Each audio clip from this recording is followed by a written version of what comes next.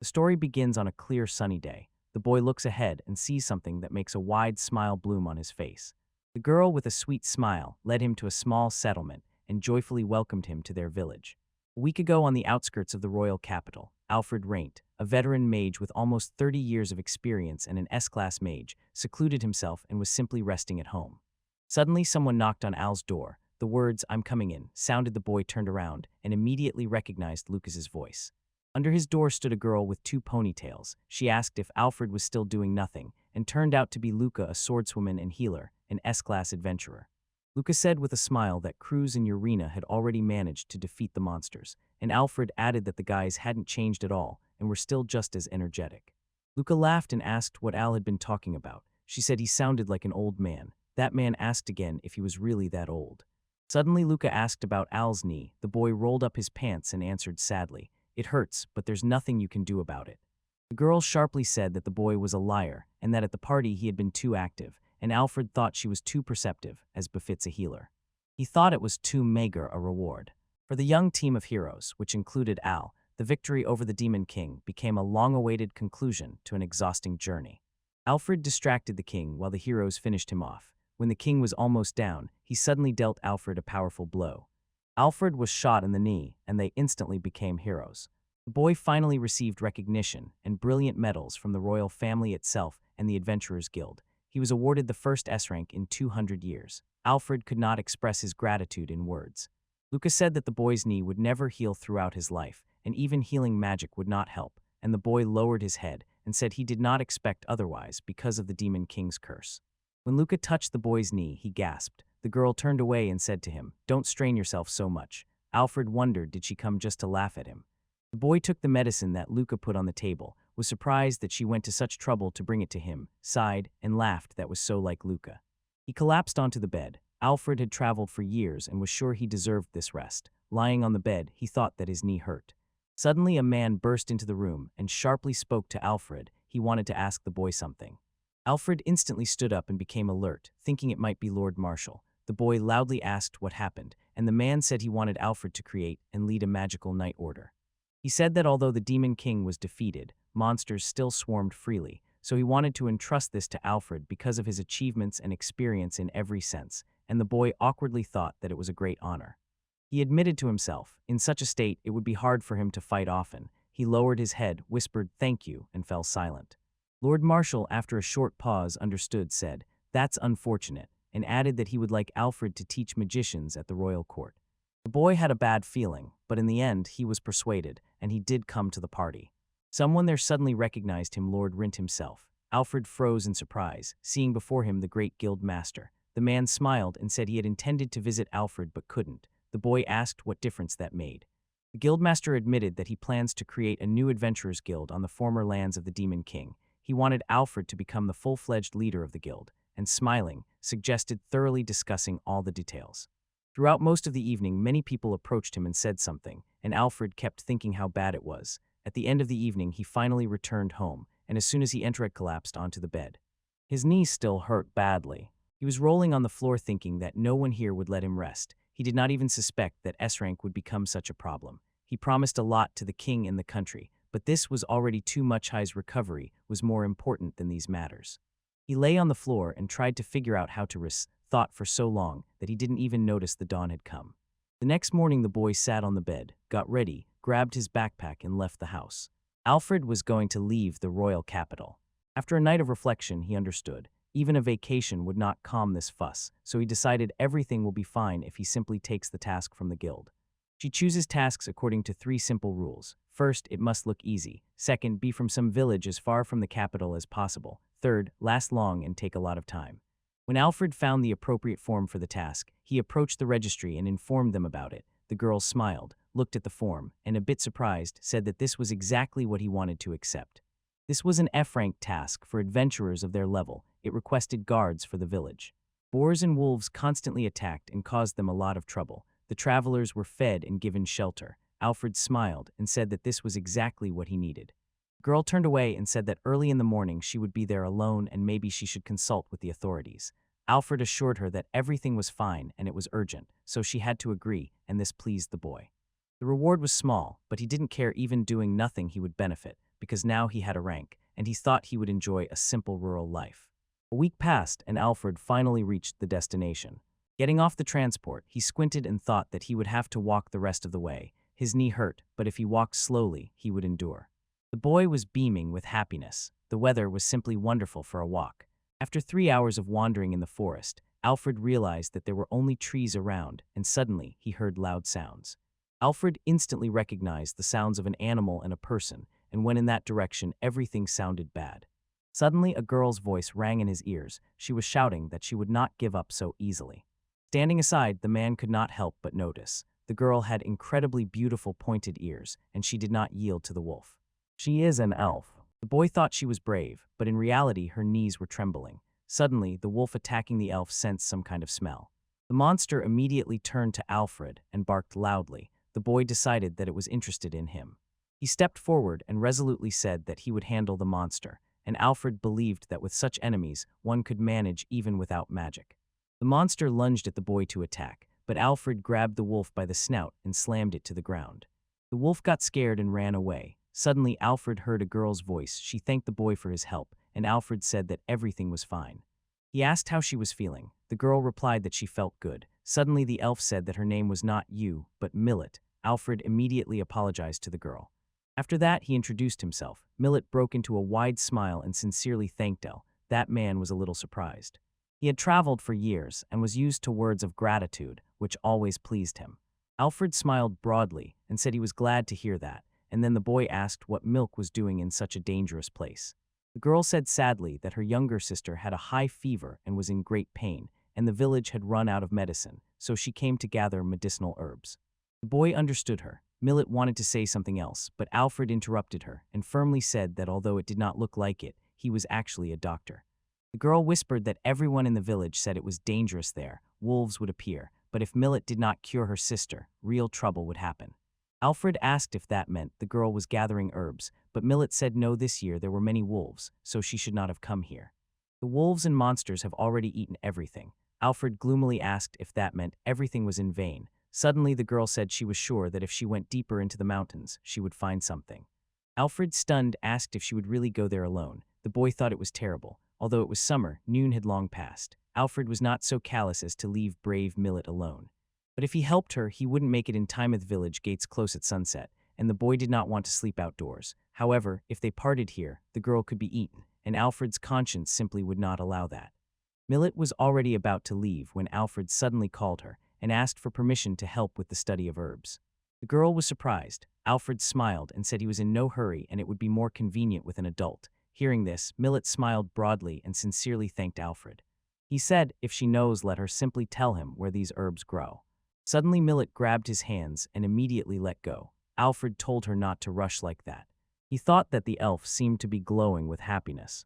The girl said many plants grow here, but in fact there was not even a smell of grass here. The man asked what he should look for. Millet said to look for green ivia leaf resembling a palm. Millet became upset, thinking that even here all the herbs had already been eaten. Alfred asked if there was anywhere else to go. The girl sat on the floor and, sighing deeply, said that there was a cave half an hour from here, but there was one problem. The boy asked what was going on. Mill looked depressed and said the problem was that the basilisk had recently settled in the cave. Alfred was surprised. Basilisk, a demonic creature, a monster of rank, be just one glance and a person turns to stone. Its tail and blood are incredibly poisonous. If it is wounded, blood will splash everywhere and cause a catastrophe. Alfred thought that a group of level B would somehow cope with the monster, and the boy, turning to the upset Millet, said not to be afraid and added that someone as old as he is perfectly destroys basilisks. Millet was very surprised and grabbed the man, began to shout that it was very dangerous and that this was not an enemy that could be so easily defeated. Alfred said that everything was fine and that he would defeat it. When Alfred approached the entrance to the cave, he asked Millet if she felt the same herbs as he did, and the girl quietly confirmed. The boy took a basket of herbs from Millet's hands and told her to wait for him outside. The girl was confused, and Alfred smiled and added that everything was okay if something happened. She should scream, and he would immediately run up. The girl looked at him tensely and immediately fell silent. Alfred walked through the dark and deep cave and noticed that no one had touched the plants because there were very many here. While Alfred was gathering herbs, he heard a rustle behind him and froze. A figure of a huge snake appeared behind his back, and he realized that it was a basilisk. The monster silently stood right behind the boy and waited for Alfred to turn around. The basilisk swung its tail to hit the boy, but Alfred swiftly deflected the attack and created a magical circle to protect himself from the monster. While the magical circle protected Alfred from attacks, he calmly gathered medicinal herbs and, having collected several, wondered would this be enough. He picked up a small stone from under his feet and calmly said that there was nothing personal here. He clenched the stone in his fist and felt magical power begin to accumulate in it. He declared that he would enjoy the monster's defeat. The basilisk noticed this and got scared. He lunged at the boy again, who was already ready for the attack, a small stone filled with speed magic. Alfred threw the stone at the monster's head. The stone flew through it like lightning and left a hole in the basilisk's head, and the boy thought that the monster was too confident because the last time he fought basilisks was a long time ago. Alfred thought because of his clumsiness, he really did not want to dirty the cave. After all, it is in this cave that the herbs will grow year after year. When the boy went outside, he saw Millet sitting on the ground waiting for him, and the girl kept looking around in fear. Suddenly she heard someone calling her, immediately raised her head and saw Alfred calling her to him. Mill approached him and asked if everything was all right. The man nodded and handed the girl a basket of herbs. She took it, beamed a wide smile, and sincerely thanked Alfred for the help. Then Alfred pulled out the basilisk's head, apologized, and said he had to pull the body out of there, so he needed her help. Millet could not believe his eyes. Alfred really defeated the basilisk. The boy asked in surprise what was so special about it, and the girl replied with amazement that it was amazing. She shone and said excitedly that Sova was really strong and also an expert in exterminating basilisks, while the boy looked stunned at the girl as she continued to talk about how amazing he was. While Mill enthusiastically talked about how strong Alfred was, the boy covered his face with his hand. He felt very embarrassed. The girl reached for her cloak and said that if Alfred was going to cut the monster, she could help if needed. She took off her cloak, leaving only a short jacket on the upper part of her body. Alfred was shocked, immediately looked away, and embarrassed began to apologize, thinking that he had not done it on purpose and that their glances had simply crossed. Alfred sighed heavily and said that the monster was indeed quite large, then looked at Millet and asked what he thought about it, and the girl added that it was also incredibly heavy. After that, Alfred pulled out a dagger and began to dissect the monster's body. Together, they took on the hard work. They started with its tail, fangs, and eyeballs. These could be sold for a high price. Its blood could be used for medicine. The skin was also useful, and the meat was edible. Nothing was wasted from the basilisk. Together, they finished the hard work. Mill helped me a lot, said Alfred. The happy children took each other's hands. It was getting dark, and Alfred noticed that the sun was slowly setting, so they should set up camp near the cave. Mill was a little nervous, but still agreed to the proposal. Alfred noticed this, became worried about the girls, and asked what was going on. Millet tensed and said that everything was fine, but suddenly a noise came from behind the trees not far from the boys. Hearing this, he shouted loudly and grabbed Alfred. When the girl realized what she had done, her cheeks turned deeply red, and at that moment the boy looked at her slightly embarrassed. Millet immediately turned away from Alfred and said that she was just afraid of the night forest. Hearing this, Millet couldn't help but smile, told the girl not to be afraid, he would protect his lady. Millet asked her not to worry too much, suddenly began to doubt himself, and the girl blushed. By nightfall, the boys skillfully set up camp. They kept the food above the fire. While Millet silently drank water, Alfred stared into the void and thought about something. The boy asked with a trembling voice if Mill was okay. The girl replied gently that she had borrowed his coat and that she was fine because it was warm outside. Alfred thought about how the darkness of the night sky was becoming thicker. The boy asked Millet if she was hungry and offered her fried cheese. The girl said she was fine and thanked Alfred for the offer. While the boy was chewing something, Millet began rubbing her eyes. He asked if she was falling asleep, and she replied that she couldn't fall asleep. She felt a little strange.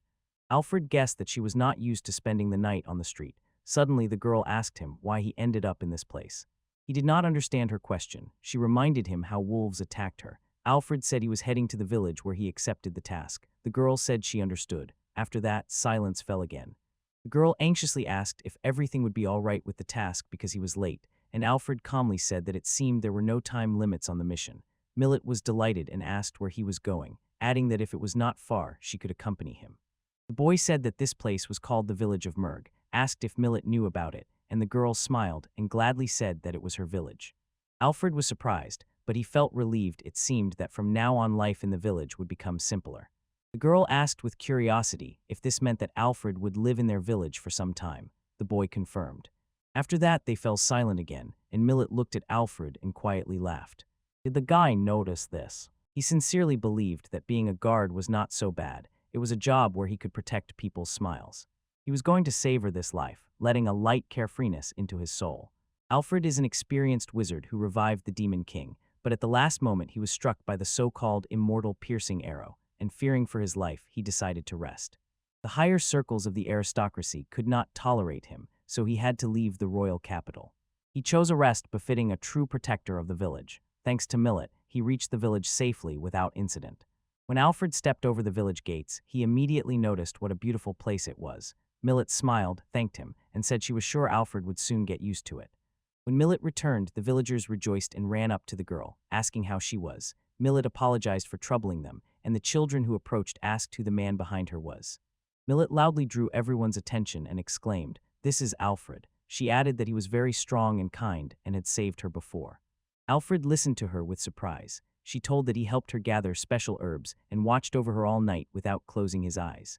The boy began to feel shy and wanted to stop Millet, but she did not stop and joyfully exclaimed that Alfred defeated the basilisk. The villagers were also very surprised, and everyone started shouting how wonderful Alfred was. Many residents approached the boy and sincerely thanked him for what he had done, noting that he was quite a strong young man. Then Millet ran up, waved to Alfred, and said she needed to prepare medicine. A middle-aged man with cat ears approached Alfred and, smiling, said he had heard a lot about this boy. It was the village elder. Alfred immediately apologized and said he had to introduce himself. He bowed and added that he had taken on the duty of protector of the village of Merg. He said his name was Alfred Rint, and the peasants froze when they heard this. The boy was embarrassed, but the peasants immediately declared that they would hold a celebration in honor of his arrival. The boy was stunned with surprise and did not understand what was happening. The village elder said he would take Alfred to the dwelling prepared for him and led him to a half-ruined house. He shyly apologized for the state of the hut, but it was the guard's house. Alfred smiled and said it was fine and he liked it. Alfred entered the hut and thought that it was really old to the bone, but at least it had a roof over his head and even a bed. He asked the village elder to tell him more about his work, and the elder agreed, placing a chair in front of him. He told Alfred to enjoy the sun, and he himself just sat on the chair in front of the gate, and the boy was surprised. The old man said that the boy's main task was to hold back enemy attacks from outside, but they had few enemies, so Alfred thought that here, probably, they could do without a guard. According to the leader, the boy would be useful. During the day, he would help on the farms, and when the residents dared to go beyond the village limits, he would protect them from both bandits and wolves. The leader said gloomily that the chance to take part in a battle was almost zero, and Alfred smiled and said he could help them. The old man got nervous. He grumbled that Alfred looked like a veteran and was probably tired of such tasks. The boy immediately objected that was not the case at all. The old man said the peasants, like himself, were waiting to see a young man, so he was a little surprised. Alfred suddenly realized they only needed a young boy. That was why they reacted that way. The old man decided to show Alfred the village. Alfred understood. The peasants wanted to lure the youth, marry him to one of the marriageable girls, and force him to move permanently, but young travelers refused to take on such a task.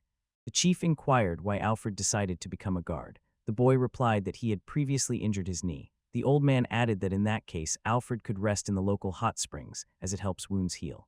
That same night, a party broke out in the village elder's house. Everyone drank and loudly had fun until late. When Alfred was already lying in the room trying to fall asleep, loud sounds tore the silence and did not give him peace. He felt the wolves approaching, and Alfred stood up. He could not allow the village to suffer on his first day. He gathered all his courage. First impressions matter, so he had to solve the problem before the peasants decided he was a failure. He left the house and ran out onto the street. There, he saw something he did not expect at all. Alfred even froze with surprise when a beautiful magical wolf appeared before him.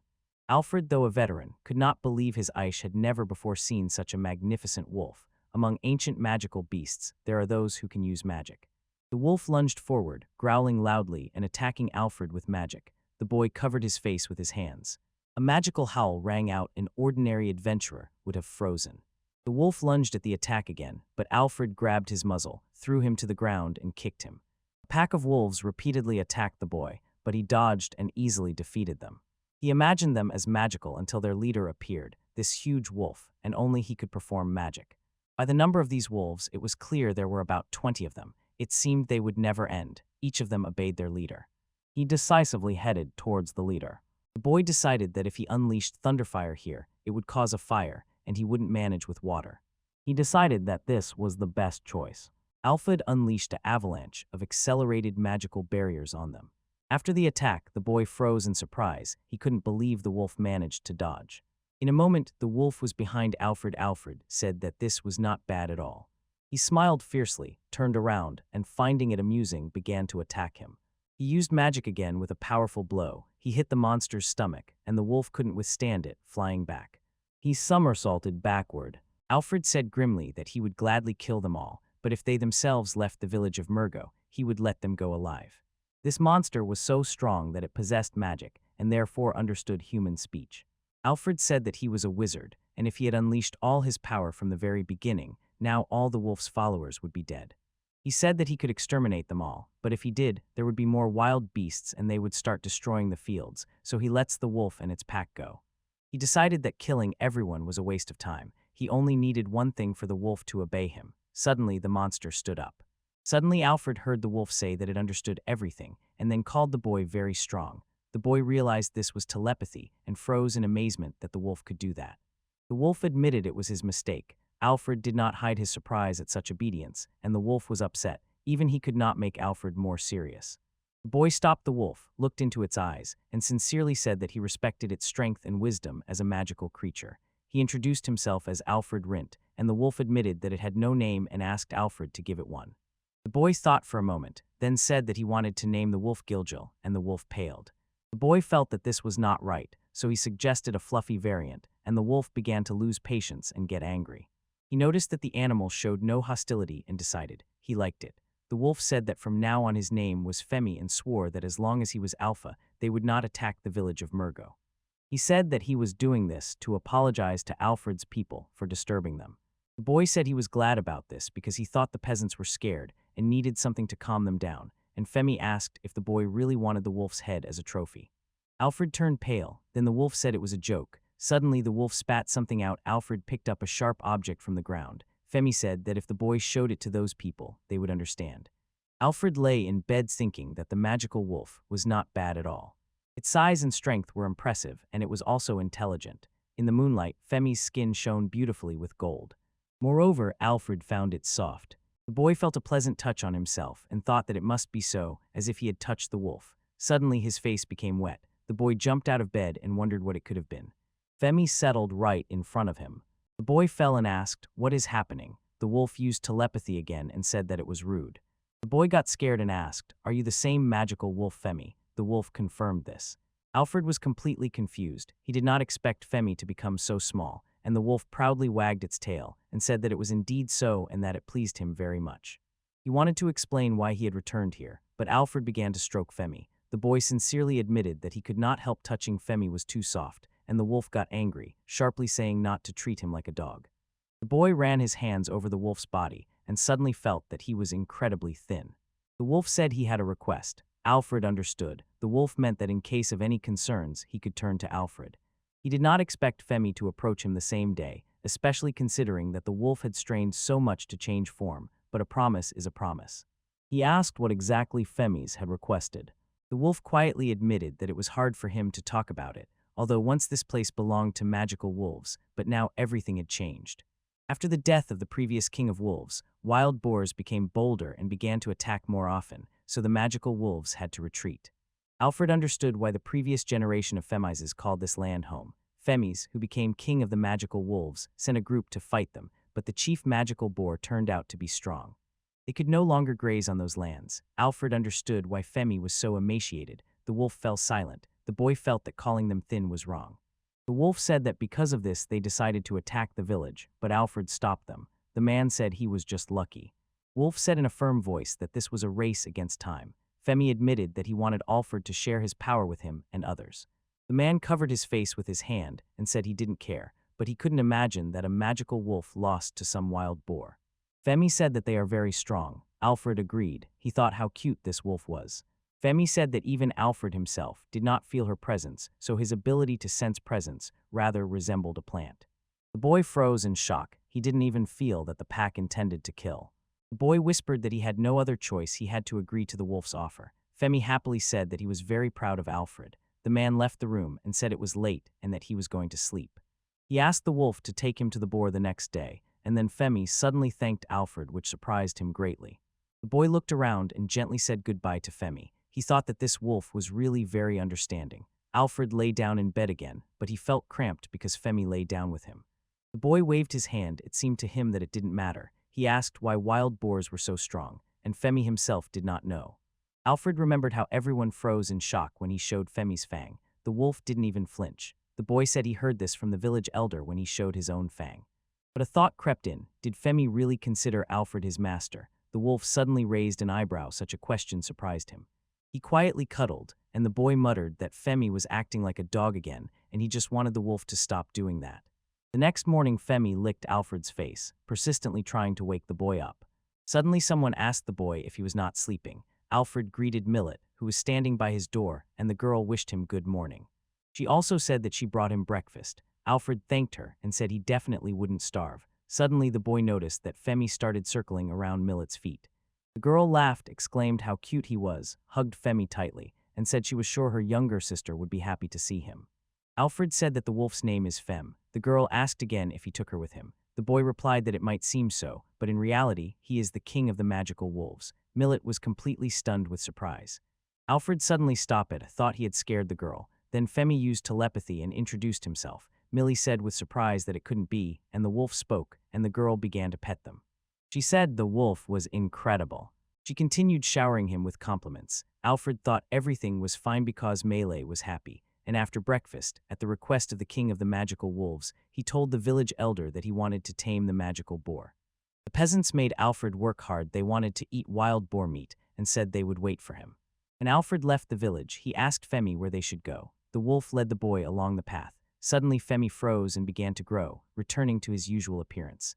Alfred ran his hand over the wolf fur and said admiringly that Fem was truly incredible, and the wolf proudly wagged its tail, raising a strong stream of air. Alfred admitted that he had been thinking about it a lot lately, but still doubted whether the previous king of the magical wolves was really the one who fought the heroes 3 years ago.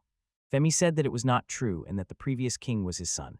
Alfred beamed with joy and exclaimed that therefore Femi was the grandson of the king of the magical wolves. He was delighted, but suddenly grabbed himself in pain, and Femi asked what had happened. Noticing that Alfred was clutching his leg, he immediately asked if his knee hurt. Alfred sighed and admitted that something had happened during the fight with the Demon King. Hearing this, Femi looked at Alfred with surprise, who smiled and said it would be great if Femi did not hesitate, and suddenly the wolf offered the boy a ride on himself. Vovk said confusedly that it was not about him allowing people to ride on his back. He, as one of those responsible for this application, just wanted to do something. Alfred sincerely thanked Femi and said that he was his savior. He instantly jumped onto the wolf's back, and Femi froze in surprise. Alfred asked what had happened. Femi smiled a little awkwardly and said that everything was fine. Immediately after that they ran forward, and Alfred noticed that Femi was very fast. Soon they reached the destination, and Alfred, unable to hide his anxiety, asked what kind of place. It was a terrible wasteland stretched out before them. Alfred did not believe that there were wild boars there, although they had seen tracks. Femi only said that it was for now. He asked if Alfred was ready. Suddenly, the wolf raised his head and growled loudly right into the ground. Alfred covered his ears with his hands and said, "Too loud." Femi apologized and said that he should have waited a little. Suddenly, Alfred felt someone's strong presence. The next moment, a huge body burst out from under the ground, and Femi and Alfred froze in amazement. Watching the wasteland rise, it turned out to be a magical boar, clearly in a bad mood. Femi was also glad and said that he knew about it and that it was wonderful for both of them. The wolf was cheerful when he reminded Alfred that earlier he said that Femi had no chance, and the boy asked in surprise why the wolf was so happy. The boy suddenly dashed forward. Alfred has his own rule not to commit senseless killings. But the creature was huge, and this land turned into a wasteland. It devoured all living things here, even itself. If this continues, sooner or later the forest will simply perish. When Alfred managed to get close enough to the monster, it suddenly opened its jaws, and a disgusting stench hit from there. The boy immediately froze, covered his nose and face with his hands, trying not to inhale the strong smell, and from its strength he fell to the ground. Fem also pressed his paws to his nose. They did not understand what it was. When Alfred found himself on Fem's back, they instantly took off running. The wolf hurriedly explained that the boar was poisonous, so its breath was also poisonous. Alfred pressed his hands to his nose and said that Fem should have informed him about this a little earlier. He turned slightly and looked at the monster. He felt sick. Fem loudly said that he knew about it and that it was definitely true. The wolf at that moment looked quite happy, and Alfred noticed this strange behavior again, so he asked Fem why he was so happy. Fem and Alfred circled around the monster. dodging its terrible breath, and the boy confidently believed that such a monster could not be left alive. He drew a large magical circle and aimed it at the magical boar, thinking that it would be enough to show only a small part of his true power. When everything was ready for the spell, Alfred shouted loudly, and magical power burst out from him. Powerful explosive magic was unleashed on the monster in a wide wave, and at the same moment blood flew everywhere, and the monster froze in place. The shocked woman, who had seen everything, looked at the smoke clouds and asked Alfred if that man had killed the monster. That man stepped back 10 steps and sharply ordered her to be silent until there was a need. After the blow, the boar fell behind Alfred dead. That man adjusted his clothes and said that killing the monster was very simple, not paying attention to the surroundings. He added that he was very glad he could kill it with one blow. Alfred sighed. He turned around and thoughtfully recalled how the villagers once said they were waiting for wild boar meat from him, and Alfred would be surprised if this monster was even edible. Fem calmly said that this boar was edible, explained that even in poisonous snakes the poison does not get into the meat, and Alfred asked in surprise if that was true. Suddenly Alfred noticed that many wolves had appeared around him. He turned around and, surprised, said, Femi only replied that it was his pack. When many wolves approached and began eating his body, the boy thought they had come for the meat, and Alfred had long noticed that both Femi and his pack looked very thin. The boy cut a small piece of meat from the dead boar. Then he approached Femi and without hesitation said that they could eat the rest. The wolf asked in surprise if Alfred was serious. The boy agreed with this, smiling, and wished the pack a good meal. In response, many wolves gratefully howled at Alfred and began eating the meat. The boy loved watching the satisfied wolves eat the tasty meat, so Alfred successfully fulfilled Femi's order, and the boy was delighted with how everything turned out. The villagers beamed with satisfaction. The meat was excellent, and Alfred even offered to share it with all the residents. The head of the small village jumped up in surprise when he saw the huge tusk Alfred gave him. Mill could not believe his eyes. It was simply incredible, and the girl shone with happiness on this beautiful day. The children from the village sincerely rejoiced and were delighted with Femi, stroking his soft fur and enthusiastically saying how fluffy he was. Femi himself really liked this, but tried to keep his dignity and held his head high. The girl held a small plate and asked if Alfred wanted to have lunch with them. The boy smiled broadly, replied that it sounded wonderful, and offered to fry some meat. As they walked further, Alfred asked how Millet's younger sister was feeling. The girl replied that everything was fine and it was thanks to Alfred, but Millet was still worried and insisted that her sister sleep for a long time. Mill entered the room to Colette and told her sister that they had a guest. Alfred followed the girl inside. He approached the bed where a little girl lay and sincerely said he was very glad to meet her. The boy awkwardly said that he had probably woken the sleeping girl. Colette rubbed her eyes, still half asleep, and whispered to Alfred, "Who are you?" Suddenly she jumped up and exclaimed that he must be the same Mr. Alfred, then asked if she was right. The man stood bewildered, and Mill added that she had already told Colette before that she was saved, thanks to Alfred's help. Mill smiled and again said that she was very grateful to Alfred for everything he had done for her and for the village. The girl turned to Colette and told her to stay in bed until the food was ready. The girl agreed. Alfred supported Mill and quietly added that Colette did not want to get sick. Aginth girl confirmed this, and from the kitchen Mill promised to call them when everything was ready. Suddenly the joyful girl noticed Femi and said with admiration that this animal was very cute. She stretched out her hand and gently stroked the soft fur of the wolf. Colette smiled widely and said with admiration that Femi was so big and fluffy, while the wolf calmly and obediently sat next to the girl. The girl turned to Alfred, her eyes shining with gratitude, and she sincerely thanked him for coming. Alfred smiled and said he was very glad to meet the lovely Colette. The girl laughed, agreed with Alfred's words, glanced at the boy, and with a smile asked if she could whisper something in his ear. The boy was a little surprised but approached her. At that moment Colette gently kissed the boy on the cheek. The girl laughed and smiling, said that it was her thanks to Alfred. The boy blushed, covered his cheek with his hand, and thanked Colette, while meanwhile Femi did not take his suspicious gaze off his master. The boy sat on the floor by the girl's bed. Then Colette asked what Alfred thought about her younger sister, and Alfred was a bit confused. He wondered why she was asking this. Colette confidently said that Malaya's sister, as Alfred himself saw, was simply an amazing girl.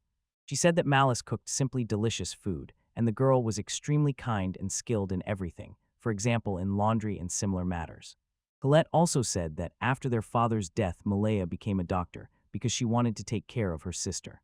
The girl said that many boys want to marry Millet. Alfred noted that she was indeed quite popular. Colette confirmed this. Colette's eyes lit up, and she asked if Alfred liked Millet.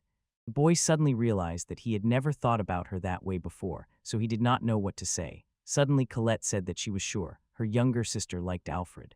The girl hinted that Millet behaved incredibly sweetly when he talked to Alfred. The girl smiled and said that precisely because of this she wanted Alfred to marry Mill. Colette quietly added that the boy might not make a decision now, but he should think about it. Colette said that this would remain their shared secret, and Alfred agreed. Mill entered the room and said that everything was ready. The girl, with a curious sparkle in her eyes, asked what they were talking about. Colette replied briefly that they were talking about nothing. Colette hugged Millet tightly. The girl asked if her younger sister knew about what interested her. Colette just laughed. In the evening, all 8 of them sat at the table. Alfred tasted the food and said simply, "It is very tasty." Mill smiled and thanked for the compliment, and added that such a dinner was only possible thanks to Alfred. Colette, with wide-open eyes, asked if the wild boar was really as huge as a bull. Alfred smiled and replied that no, it was much bigger, even bigger than a house. Colette enthusiastically said how amazing Alfred was. That man said if Colette were there, he would even give her a job as a guard. Millet looked worried. The girl said that the damage from animals had definitely increased, but she had never heard of such a large boar and admitted that it was really frightening. Femi reassured Millet, "Don't worry, Alfred has already defeated that giant magical boar for them, and they will catch the rest of the monsters so they no longer harm people." Colette hugged Femi tightly and whispered to her again that he was incredible. Millet said that the girl had not finished eating yet and added that she was sure everything would be fine. After all, Alfred will protect them. She also added that Femi would come to their aid. Hearing this, the man smiled. He said confidently they can rely on them. Meanwhile, the magical wolves and the magical boar finally stopped threatening the village. The next day, Alfred was going to go to the hot springs and rest, but the image of that huge wild boar kept spinning in his head and would not give the boy peace. Alfred yawned loudly and tears appeared in his eyes. The tired boy sat on a chair, holding the village together, while Femi lay nearby and slept. The boy thought, although he chose a convenient job as a guard, in those days without threats in the area, he had too much free time. The boy looked at Femi and laughed, saying that even the king of magical wolves had relaxed, but suddenly Femi opened his eyes, frowned, and said with displeasure that he was actually not sleeping. Not to mention the forest nearby stood a giant magical boar that would make even the king of magical wolves blush. If this boar had come here from somewhere else, everyone would definitely be talking about it. The boy asked if it was some kind of magic or curse that makes magical creatures grow. Night fell and Alfred and Femi peacefully slept in their house. Suddenly the wolf felt that something was wrong, jumped up and woke the boy, warning that someone was approaching the village. Alfred replied in surprise that he felt nothing. Suddenly the boy felt a blow to the head and instantly jumped out of bed. He told Femi that he expected nothing less from the wolf. His senses were much sharper than others. Alfred wondered who it was this time. Alfred went outside together with Fem, and it seemed strange to him, had no intention of killing, and did not understand why anyone would walk in such a remote place in the middle of the night. Suddenly the boy heard the click of heels. He looked around, confused. A girl appeared before him, loudly explaining that it was really Alfred. The boy froze in amazement. He asked the stranger who she was, and she exploded with anger. How could he forget her? It was unforgivable. Crossing her arms over her chest, the girl announced displeased that she was one of the 4 heavenly kings of the Demon King's army, and her name was Vivy. Alfred looked at that proud girl with open surprise. He still did not know who she was. Alfred thought, even if her words are true, he still does not remember her. Alfred told the girl that if she were one of the 4 heavenly kings of the Demon King's army, the hero team would have defeated everyone, and the girl replied that there were actually 5 kings. Alfred asked distrustfully if it was really true, felt that something here clearly did not add up. The boy suddenly realized this girl was actually a demon, but a completely ordinary one. She just considered herself one of the 4 heavenly kings of the demon army. Alfred looked at the girl distrustfully and sharply asked why she ended up in such a wilderness, and Vivy angrily asked in response why he was looking at her like that. She said that he was just pretending, as if he didn't know what he had done, and this began to irritate Alfred. The girl looked quite angry. The boy scratched his head and quietly asked, "Did I do something?" Vivy got even angrier and repeated his words, after which she said that it was not simple at all. With tears in her eyes, she said that she had raised and brought up her boar, and Alfred simply killed it, and she could not understand how the boy could do such a thing.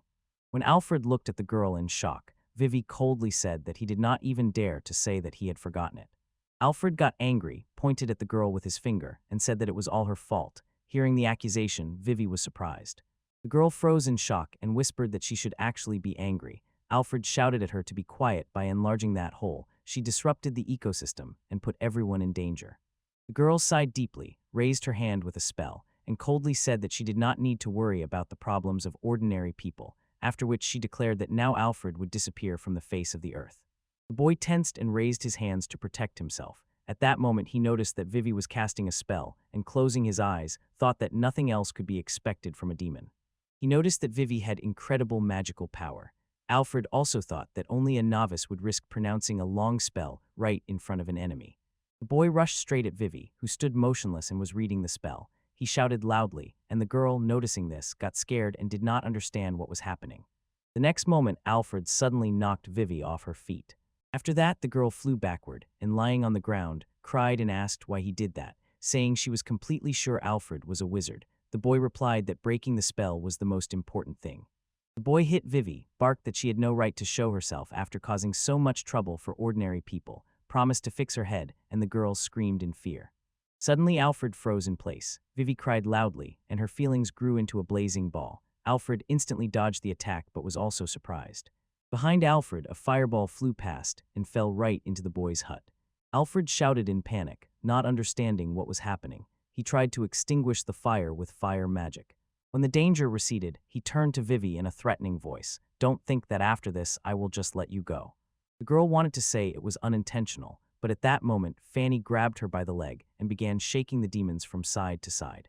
Alfred noticed that Femi was not restraining himself at all, even despite the girl's crying, and added with surprise that the king of magical wolves never ceases to amaze him, while Vivy at that time asked why he praised Femi. Femi continued to spin Vivian in all directions, and the girl shouted at the wolf to stop, calmly watched this, and Alfred asked if the girl realized her mistake. Vivy shouted loudly that she understood everything. Only after these words did Alfred order the wolf to stop, and immediately Femi calmly threw the girl to the ground. Vivy began to feel the ground under her feet and thought of only one thing: she was very scared. Alfred told the girl to stretch out her hands to him. Vivy obediently obeyed the boy's order, and at that moment, Alfred magically put handcuffs on the demon's hands, which bound her movements. The boy closed her eyes, led her to the barn, and threw her to the very end of the room. Vivy asked what he intended to do with her after bringing her there. She angrily crawled on the floor and shouted that even if he used her body, he should not think that he would get her heart. Alfred silently looked at her, and suddenly his gaze caught on a huge hole in the ceiling, a mark from a fireball. The man loudly exclaimed that everything was visible from here. Vivy misunderstood and asked again what he was looking at, because it seemed to her that he was looking at her in the wrong place, so she asked him to stop. The girl loudly declared, for one of the 4 heavenly kings of the Demon King's army, someone like her humiliation, as if she were a second-class human, was unforgivable. But Vivy was not going to give up. She firmly said that she would not lose. Femi said that this girl was strange, and they silently watched her because Vivy lived in her own little world. Alfred sighed deeply, deciding that Vivy was only causing him trouble, removed the blindfold from her eyes, and assured her that he had no intention of doing anything like that to her, but Vivy replied that he was deceiving her. She told him, "Don't touch me." The boy tried to calm her down, but she fussed. When Alfred got tired, he sighed and told Vivy to do whatever she wanted, but the roof she set on fire needed to be repaired. The boy felt that the decisive moment had come. He needed to interrogate her harshly to find out the girl's motives. Vivy lay on the floor tied up. The boy looked at her sternly and asked why she had enlarged the magical hole, and the girl replied that she had no reason to tell Alfred about it. She laughed and declared that if he knew her plans, he would definitely be horrified. Alfred just remained silent, and Vivy added with a cruel smile that enlarging the magical hole was just simple training. The girl said that ultimately she aims at the dragon, and when it grows up, the magical boars will become wonderful food for it, so this will bring her double profit. Alfred and Femi decided that Vivy was not very smart. She simply told them everything. One of them was deeply disappointed because Vivy behaved like a child who cannot control herself. He thought it did not matter. She was probably just a child, but the girl's plans slightly frightened Alfred. If she really can make the dragon bigger, then it will become a serious problem. Alfred approached Vivy and, with excitement in his voice, asked what she would do after enlarging the monster. He asked if she intended to restore the Demon King's army. Upon hearing this, doubt arose in Vivy's voice, and she asked how he found out. Alfred, stunned, asked which exact spell Vivy had used. An ordinary spell could not have enlarged it to such a size. He looked away and said that it was indeed an impressive magical boar. He glanced at Vivy through his fingers, who sincerely rejoiced at these words. The girl laughed. For a lower-level creature, Alfred was really skillful at this, and the boy thought it was too simple. Vivy quickly drew a magic circle on the ground and showed it to Alfred. He asked in surprise if she really carved it at the bottom of the swamp, and the girl proudly replied that she had outdone herself. Alfred thought that this spell was probably hidden very skillfully, otherwise he would not have noticed it. This girl could turn out to be a stronger sorceress than he expected, although she annoyed him a little. The boy stood up and declared that tomorrow they would cleanse the magic circles. Vivy was impressed. Alfred said that after they finish, the girl has to fix the roof. Vivy refused and asked why she should do it, and at that moment Femi growled threateningly at her and she agreed. Alfred said he was glad about it, and then gently wished her good night. The next morning the boy told the villagers everything, and they froze in shock because of what happened at night. Alfred assured that everything was fine, and he would soon handle it so that everyone would be safe. The villagers said that the boy caught a dragon with enormous magical power and saved them. They said that if Alfred had not been there, the village would have been destroyed. In unison, everyone thanked him and called him the savior of their village. Alfred modestly replied that he had done nothing special, but Millet firmly objected that was not true at all. The boy could not hold back a smile when he saw the girl, and at the same time, little Vivy loudly shouted that she was one of the 4 heavenly kings of the army. In the village, the children were delighted with the girl and whispered, "Who are those 4 heavenly kings?" Millet asked if Vivy was really such a powerful demon. Alfred reassured he put a limiter on her, so she would be fine. Millet asked anxiously if the boy was hurt during the fight with that demon, and Alfred replied that she should not worry. Millet smiled and said that, after all, Alfred was a strong and amazing man. Alfred replied that it was not so. Vivy just called himself the king of the sky. Millet smiled and said that even if so, it does not change the fact that Alfred protected their village, so she was grateful to him. Alfred also smiled and sincerely thanked Millet. The girl blushed. Alfred thought that she was truly happy when he thanked her. Next to Vivy and Femi, Alfred set off on his journey. The guild master addressed the boy and asked if Alfred could take Millet along as an observer, and the boy agreed without hesitation. Alfred thought that since it was the village elder's order, it was unlikely he could refuse. Millet bowed and quietly said that she might be inexperienced, but asked him to take care of her. Alfred agreed and they moved forward together. He said he didn't think it would be dangerous there, but if anything happened, he would protect Millet. Vivy sighed heavily, listening to their conversation, while the villagers wished the boy success. Alfred rode swiftly on Femi, and Millet sat beside him and frankly said that Femi looked quite cute, then raised her eyes to the others and asked what they thought about it. Vivy looked at the wolf and froze with fear in her eyes. Femi was a terrible monster. The girl walked forward and said with horror that everything was terrible because she felt that Femi wanted to eat her as soon as he got the chance, and she was afraid. Hearing this, Alfred asked in surprise what nonsense the girl was talking about. Suddenly, Vivy stopped and said that they were already at the place, and Alfred quickly jumped off Femi. Millet pressed her hand to her nose, grimaced, and said that it smelled very bad. Alfred nodded. The girl could not believe it. It was incredible that Alfred and Femi defeated that magical boar that spat out such a terrible poison. Alfred nodded in agreement, still holding his nose. Even Femi couldn't stand it. He whimpered from the disgusting stench. He looked pitifully at Alfred, as if he himself couldn't hold his nose. Alfred understood. There was no choice. He reached out and held the wolf's nose shut. Vivy turned around and asked what they thought about it. The smell was too strong. At the end of the search, the girl found a rare poisonous boar and tied it to the magic circles, while Alfred listened without much enthusiasm. Alfred approached the liquid and said that the swamp was noticeably receding. Suddenly, Millet called Alfred and drew his attention. She pointed to a huge lobster she noticed in the swamp. Alfred said it looked like a crayfish, though very large. Alfred found it quite strange. He turned around and saw a sparrow that was only slightly smaller than Femi, and asked in surprise if it was the work of the magic circles.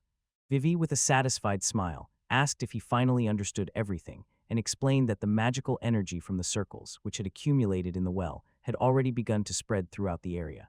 The girl was about to explain her plan, but Alfred suddenly interrupted her, saying that if this was the result of her magic, then all the more reason to solve the problem, and ordered her to kill the monsters faster.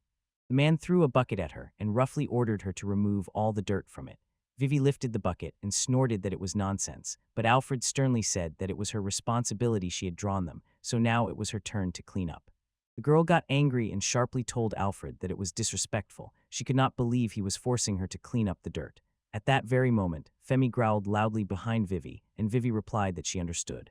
The girl, grumbling that she was forced to do it, began scooping dirt from the swamp, and Miletta, looking at her, felt a little sorry for her. Alfred said that Millet was too kind. The girl widened her eyes in surprise at his words. According to Alfred, Vivy was simply getting recognition for what she had done earlier. If she was careless, she could destroy the village. However, at this pace, she would never cope with that dirt. The boy also did not want to bother her. He told Vivy that there was another way to do it, and Vivy was stunned. Alfred raised his hands and created many magic circles in the air, saying that wizards should use magic. Strong gusts of wind swept through the air. Millet tried her best to stay on the ground, but at the same time she was enchanted by the magic. While Vivy looked confused, Alfred thought about calling upon wind magic to gather all the dirt and simultaneously lift it with gravity magic. In a moment, a real hurricane of swamp mud rose above the boys, and Millet watched the magical scene unfolding before her with delight. Vivy was also shocked, but Alfred loudly asked what she was doing, ordered the girl to start removing the magical circles, and Vivy immediately agreed. Alfred threw a threat her way. If she tried anything strange, he would reveal all compromising information about her. Vivy briefly replied that she had already said she would do it. Alfred silently watched Vivy and noticed that she, as if obedient, was removing all the magical circles. After some time, Vivy rose from the ground and said she had managed. Alfred heard this, agreed, and added that the girl had done a good job. He carefully lowered his hands, and with them the dirt returned to the swamp. Thus they finished their work. Vivy turned around and declared, only the Demon King could use gravity magic, let alone two different attributes at the same time.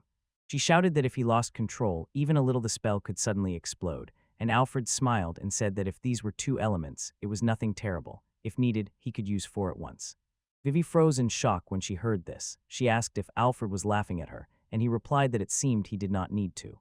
When she heard this, Vivy was silent for a moment, but immediately burst out screaming. Even if he was telling the truth, it was too complicated, because even demons with great magical power could not use them for more than a minute. Alfred smiled and said that she clearly underestimated him. He can hold out for an hour, and hearing this, Vivy instantly fell silent. Alfred and Melee returned to Fem, after which the boy said they were going back, and Vivy glanced at them and thought that she was clearly scared by some lower creature. At that time, joyful Millet, holding a huge crayfish in her hands, enthusiastically said that the magic was incredible, and Alfred said that with Millet's help she could do anything. The girl kept insisting that the crayfish was big and looked tasty. Alfred actually doubted whether it could be eaten at all. Vivy was upset because she was all dirty. Suddenly, Millet had an idea. She said that when they return, they should go to the bathhouse. Then the girl blushed and added that she meant separate baths. Alfred thought that he came to Merg village partly for the hot springs, so he accepted Melee's offer without any problems, while the girl was still apologizing.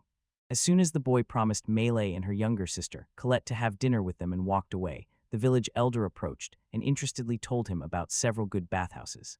After talking with the village elder, Alfred became interested and set off to the place he was told about. When he arrived, he sighed with admiration, admiring the beauty of the area.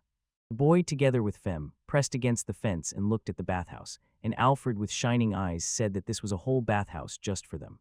The village head assured him, there are so many hot springs on the outskirts that Alfred can safely use any of them. Alfred and Femi shone with joy, because this permission was all Alfred could ask for. The boy took off his jacket, threw it over his shoulder, and told Femi that he was going inside, and the wolf could wait outside, adding that he would wash Femi outside later.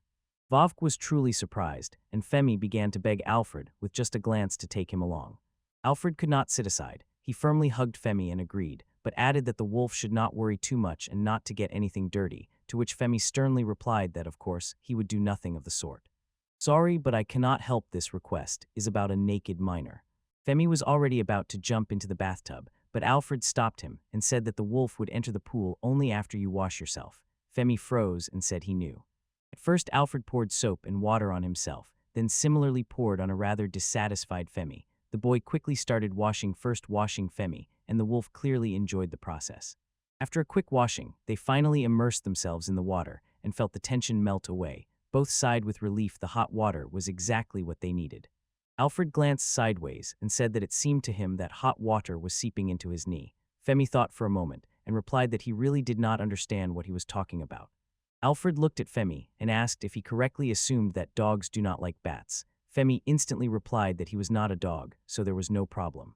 Alfred quietly said that he believed it. Then he submerged a little deeper into the water, took a deep breath, and let go of all thoughts. Alfred sighed and thought that even in summer these baths were simply incredible. Alfred felt that he was getting hot in the water, stood up and said he was leaving, but when the water made his head spin, Femi, seeing this, whimpered and asked him to sit in the water a little longer. When Alfred was walking to the exit, he suddenly heard a female voice. Demons don't need swimsuits. The girl replied passionately, that's not true. With that dirt she must be very dirty, and the demon coldly said that she was different, not like them, not like lower beings. At that very moment Millet Vidyankelet entered the bathhouse. Vidyankelet was naked. The demon loudly shouted that she did not smell. When the girls went deeper into the bathhouse, Alfred and Femi crouched behind a stone. The girls said that it was their first time coming to the bathhouse. Femi looked at his master and asked why the boy was hiding. Alfred quietly replied that he had principles. The girls were passionately discussing something. Femi silently watched them, and Alfred turned away and tried to convince himself that he was not listening to their conversation at all. Millet kept telling Vivy that it was time for her to wash. This was their chance to finally properly wash their hair, but Vivy covered her ears and said that she simply did not like bathhouses. Little Colette smiled and added that she was already washing. There was already foam on her head. Suddenly, Vivy looked suspiciously at Millet and said something that was more important to her. She addressed Millet and said that although the girl was an elf, her figure was quite good. Millet was very surprised by the demon's actions. Vivy ran up to Millet and tore the towel off her. Millet screamed loudly and immediately began to cover herself, saying that it needed to be hidden under clothes. Vivy approached Millet from behind and began to touch her. Millet immediately blushed, completely embarrassed, and ashamed, tried to say something to Vivy. Suddenly she said that she was really about to get angry, but Vivy did not stop at all. Colette told the Heavenly King that she did not care how strongly she massaged her younger sister, nothing would be lost from it. At that moment Alfred covered his face with his hands and looked at the floor, deciding with great difficulty. No matter what happens, under no circumstances should he look. He held the thought that he was a gentleman. Noticing Alfred, Fem anxiously said that his face had turned very red. Alfred became embarrassed and removed his hands from his face. Sweat was pouring from him. His head spun a little, and his vision became blurry. Suddenly Colette rushed to the stone where Femi and Alfred were hiding, and exclaimed that the master was here with Femi. Millet, upon hearing this, immediately covered herself, shocked by what was happening, and Vivy did not stay aside. The girl covered herself and, angry, blurted out that he wanted to spy on poor girls in the bathhouse, and guessed that he probably wanted to die. Called stood embarrassed and watched what was happening before her. All three girls approached Alfred directly, and he, blushing, tried to justify himself and asked them to wait because it was a complete misunderstanding. Vivy clearly did not want to listen to him, so she threw a bucket at him with all her might and shouted that he was a disgusting sorcerer. Vivy's blow was so strong that Alfred sharply fell backward and lost consciousness. The last thing he heard before that was Millet's frightened scream, and from that moment his memory became foggy. The girl tried to call him, and only after some time Alfred finally opened his eyes. He looked very tired, and right in front of him was Millet's face, who gently smiled as soon as she noticed he had woken up. The boy noticed this, instantly jumped up and tried to sit, while Vivy, sitting nearby, began complaining about how worthless he was and directly called him a disgusting creature. The boy rubbed his head, remembered that he had felt dizzy, then lost consciousness, and also recalled that Vivy had thrown a bucket at him.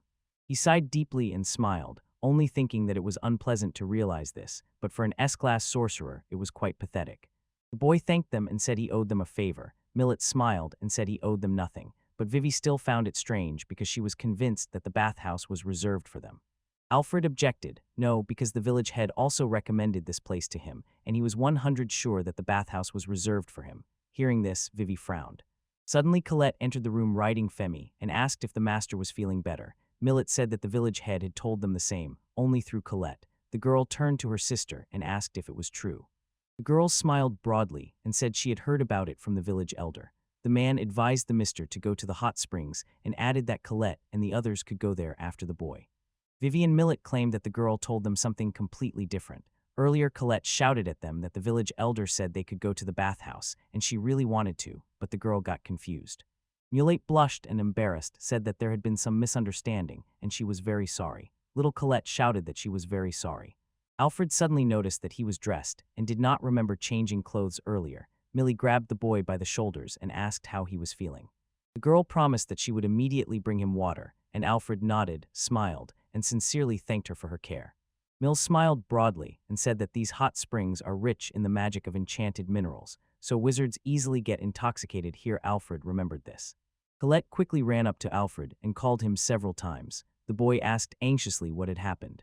Colette approached the boy's ear and quietly whispered that he was dressed by her younger sister Melee. The satisfied girl smiled, glancing at Alfred, after which the boy lowered his head even more and said that it seemed he now owed him a lot, and Femi only barked in response. Having finished all preparations in the bathhouse, Alfred went out together with Femi. A rather strong wind was blowing outside. Felt it, covered his face with his palm, and thought that they had probably already gone home, but little Colette called Alfred and told him to hurry. They moved forward together quite quickly, the wind blowing their hair in beautiful dresses. Mill turned around, waved to him, and said that whoever arrives last will be left without dinner. Hearing this, Vivy and Colette rushed forward at full speed. Millet said she still needed to be prepared, so Alfred did not need to hurry too much, and the girl smiled broadly. Suddenly, Vivy fell to the ground and said this. Millet said it all happened because she was in too much of a hurry. Alfred could not contain his joy and laughter. He covered his mouth with his hand and laughed. At that moment, Colette pressed against Malai's legs and hugged her sister tightly. Vivy watched, and Alfred said that a life dedicated to protecting these beautiful people was not as bad as it might have seemed before. Alfred Lint is now an S-rank wizard. He has been working as a guard in the village of Merg for 5 days. He dealt with the danger from the beasts and was already dreaming of rest, but the real culprit appeared, a demon girl who calls herself one of the 4 heavenly kings of the demon king Vivy's army. She was going to, calling upon mighty magic, enlarge boars and raise dragons to revive the demon king's army, but he resolutely stopped her. Suddenly the children shouted, "The king of the sky is so cool." Alfred considered her a scoundrel and a bit foolish, but now she was under his care.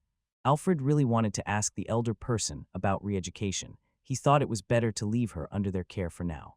After all, she is not the enemy the village can fight, but he still has to apologize for it. Alfred agrees, a valid point, he says, and believes that although she is not an ordinary demon, she is still a demon. If they underestimate her and let her go, no one knows what she is capable of. He asks why not give her to the Lord, and the man replies that he thought so too, but the Lord hates demons. If they do not do this, she will not escape execution. Alfred said that he understood everything and realized his cruelty. The man sincerely thanks the boy and adds that the village will try to help him, while Alfred nervously smiles and says he intends to use her and make her work for the good of the village. After some time, the young man came to the construction site and loudly shouted to Vivy that at this pace she would not make it to lunch. Suddenly, Vivy accidentally hits her finger with a hammer. She screamed that she did not understand why she had to do that, sat on Alfred's porch, and the young man replied, "Because you set my roof on fire." The girl says she has her own job and will leave, and Alfred quietly asks if she has enough patience. She says she lacks patience, but will still help take care of the livestock in the village. Millet always tries to help as much as she can. The young man says the girl seems hardworking. Suddenly, a girl runs up to the young man and says that her younger sister would be a wonderful wife. Alfred agrees and thinks to himself that he wouldn't mind. Helping and taking care of Vivy she considered simply her duty. He was sure that if Millet thought about it even a little, she would never love someone as old as him.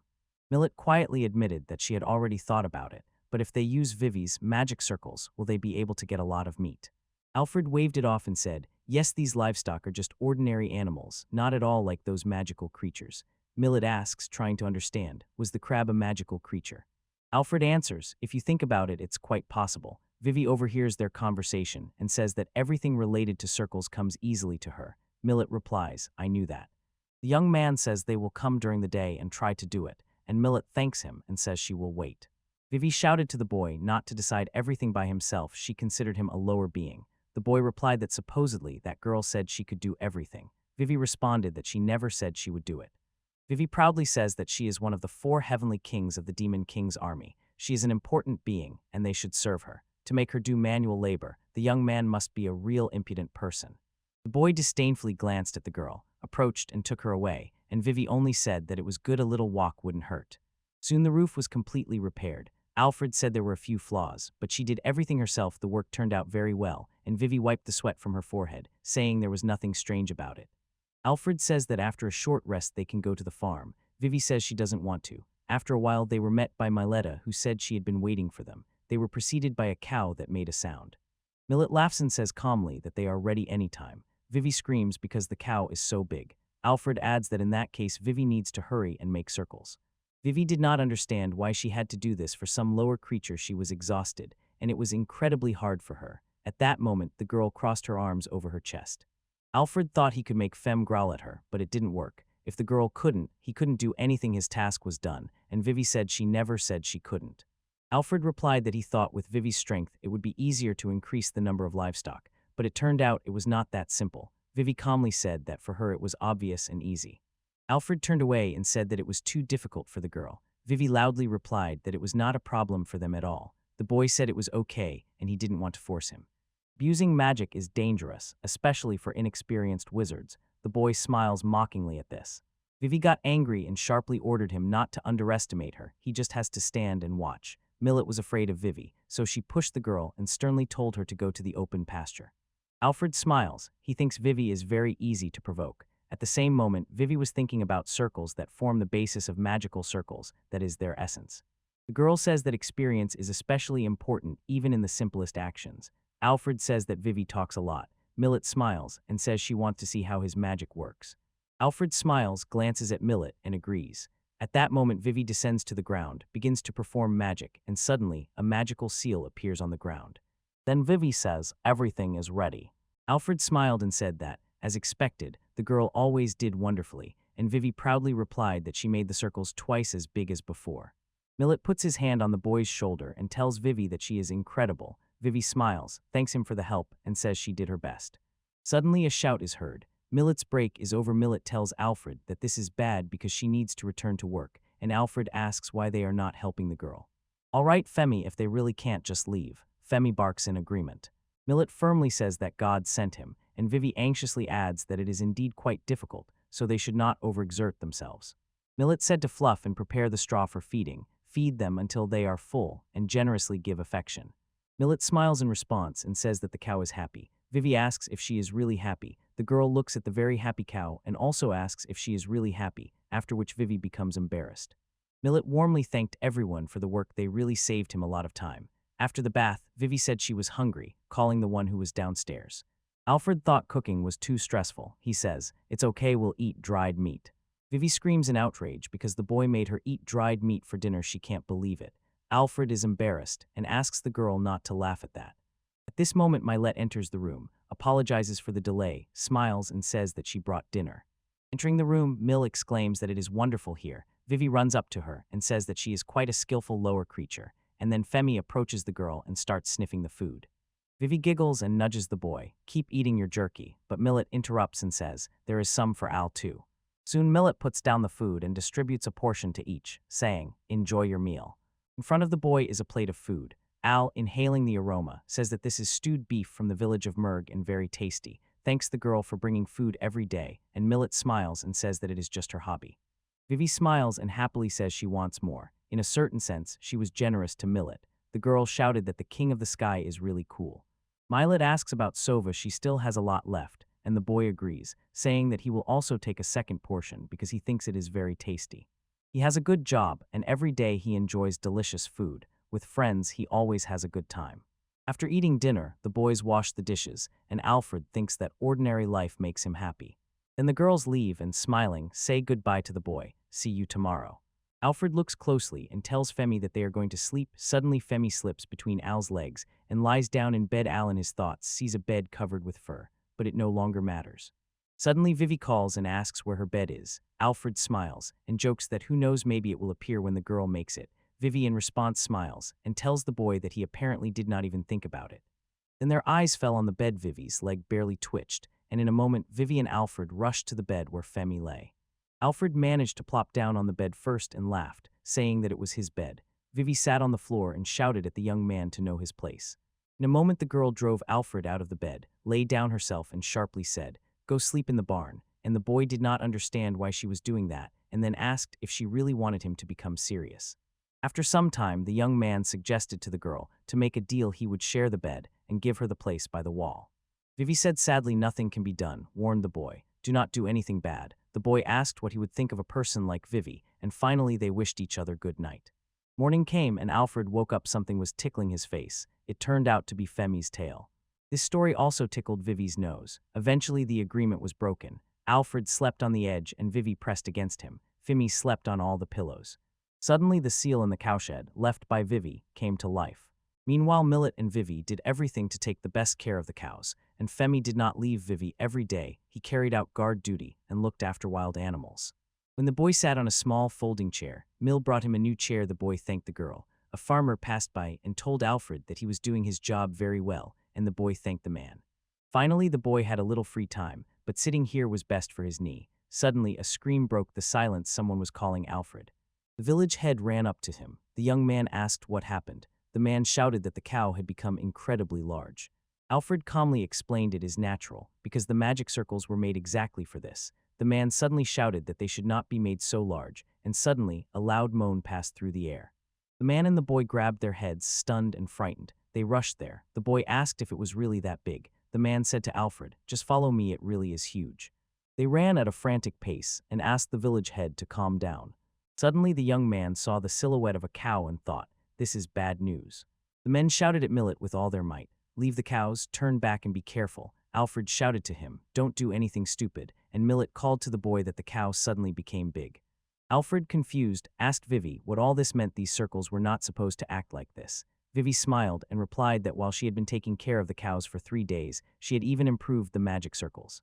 She laughs and with a spark in her voice tells what happens when she gets to work. Alfred looks at her and asks if she has heard the word restraint. Femme asks what they should do. Alfred said that if Femme is asking about this, she should turn to the village elder, and meanwhile the man stood and was thinking about something. The man quietly says that probably she can only be slaughtered. Alfred asks in horror if he is sure, and the man coldly says that earlier they planned to sell her next month. But if they decide to do so, they will have to take her to the city alive, and if they turn her into meat, it will spoil on the way, and even dried meat will be hard to make because of her size. Alfred says if she is killed he will use magic to preserve her. The chief asks if this is true. Alfred says that the boy is their savior. At that moment memories surfaced in Vivy about how she spent time with this cow cleaning her, making seals with her, or feeding her, and it scared her very much. The boy was about to kill the cow, but at that very moment Vivy called him and asked him to wait, and he whispered that he was very sorry, but they had no choice. Suddenly the girl jumped between the boy and the cow and shouted to him, "Stop, Muffy is not guilty of anything." Alfred was stunned when he heard Vivy calling the cow Muffy. At the same moment, Millet shouted that her name was 8, and Alfred thought that Vivy seemed to have already chosen a better name. She screamed, demanding that the young man look into her magical eyes and say directly whether he really intended to kill her. Alfred says yes, and Vivy bursts out in outrage and says that it is cruel. She asks with a trembling voice whether the young man really intends to eat her meat later. When Alfred says that it is true, he is completely serious, not joking. Livy could not understand why the young man said that after all, Muffy was truly a special cow. Alfred approached the girl and said that she was so big that it would be hard for her to eat, and that if she went outside and rolled, it could destroy half the village. It would be extremely sad for both Muffy and the villagers. Millet approaches them and tells the girl that she was still raised for meat and was planned to be sold soon. She assures it is not Vivy's fault. The girl rushes to the cow and apologizes because she was the one who made her so big. Alfred insists that the girl is not to blame at all. He himself asked her to do it. Vivy quietly says that she wants the boy to do it without pain, and then the boy begs her to trust him. He jumps and suddenly finds himself right above Muffy's head. A young man imagines how a magical spear pierces her brain. The next moment, Muffy suddenly falls without signs of life. After some time, the young man hastily allowed the villagers to drain the blood and cut her. With one burst of magic, he dug a pit, quickly cleared it for storage, and then immediately transformed it into an improvised magical bag using storage magic. Then all the villagers filled it with pieces of meat and covered it with the dug-up earth so that the meat would stay fresh all year round. The villagers, full of doubts, ask if it will really last that long. Alfred smiles and calmly tells them not to worry. Everyone was amazed by Alfred. Now they had even more reasons to convince him to stay here. At that moment, the young man thought they were talking about everything. The residents thought they would probably have a celebration tonight. At that moment, Vivy was sitting by a pile of earth and asking Muffy to rest in peace, while no one around paid attention to the girl. Soon everyone was throwing meat on the fire and joyfully enjoying the celebration. Children and women smiled, savoring the delicious meat. One man smiled and told Alfred that these were the best pieces of meat, so he should eat them too, and Alfred replied that they were indeed tasty. Then he approached the man and asked for a vegetable dish and juice. A boy took the fried vegetables and juice to the far corner of the square. He approached Vivy and told the girl that she did well. The girl sharply said that she was not going to eat. Alfred soothingly said that if she wanted, he would not force her. Suddenly, her stomach growled. Alfred quietly said that he had brought fried vegetables, but the girl replied that she had no appetite. Then a girl ran up to Vivy and said that it was very tasty, but Vivy turned away. The girl added that everyone eats living creatures to live. Her sister simply told her this. Vivy looked at the plate with meat and told the girl that she was right. Millet tells Vivy that Muffy did not become meat for no reason, and Vivy considers it her duty to eat everything to the last piece so that nothing is wasted. Vivy says that Millet is right and reaches for her plate. She starts eating the meat and enthusiastically says that it is very tasty. Large tears appeared in the girl's eyes. The girl thanked Muffy for the delicious meat. Already at night, Femi was sleeping on the floor, and Alfred and Vivy were lying on the bed. the boy felt Vivy press against him again and thought that she was doing it again. The boy opened his eyes and turned to the girl. She was crying in her sleep and calling Muffy, and he was very surprised. He gently wiped Vivy's tears and soothingly said that everything would be fine. The boy covered her with a blanket and wished the girl sweet dreams. Vivy responded with a smile and took Alfred's hand. The next morning, the girl loudly shouted at Alfred to wake up because they still had to work today.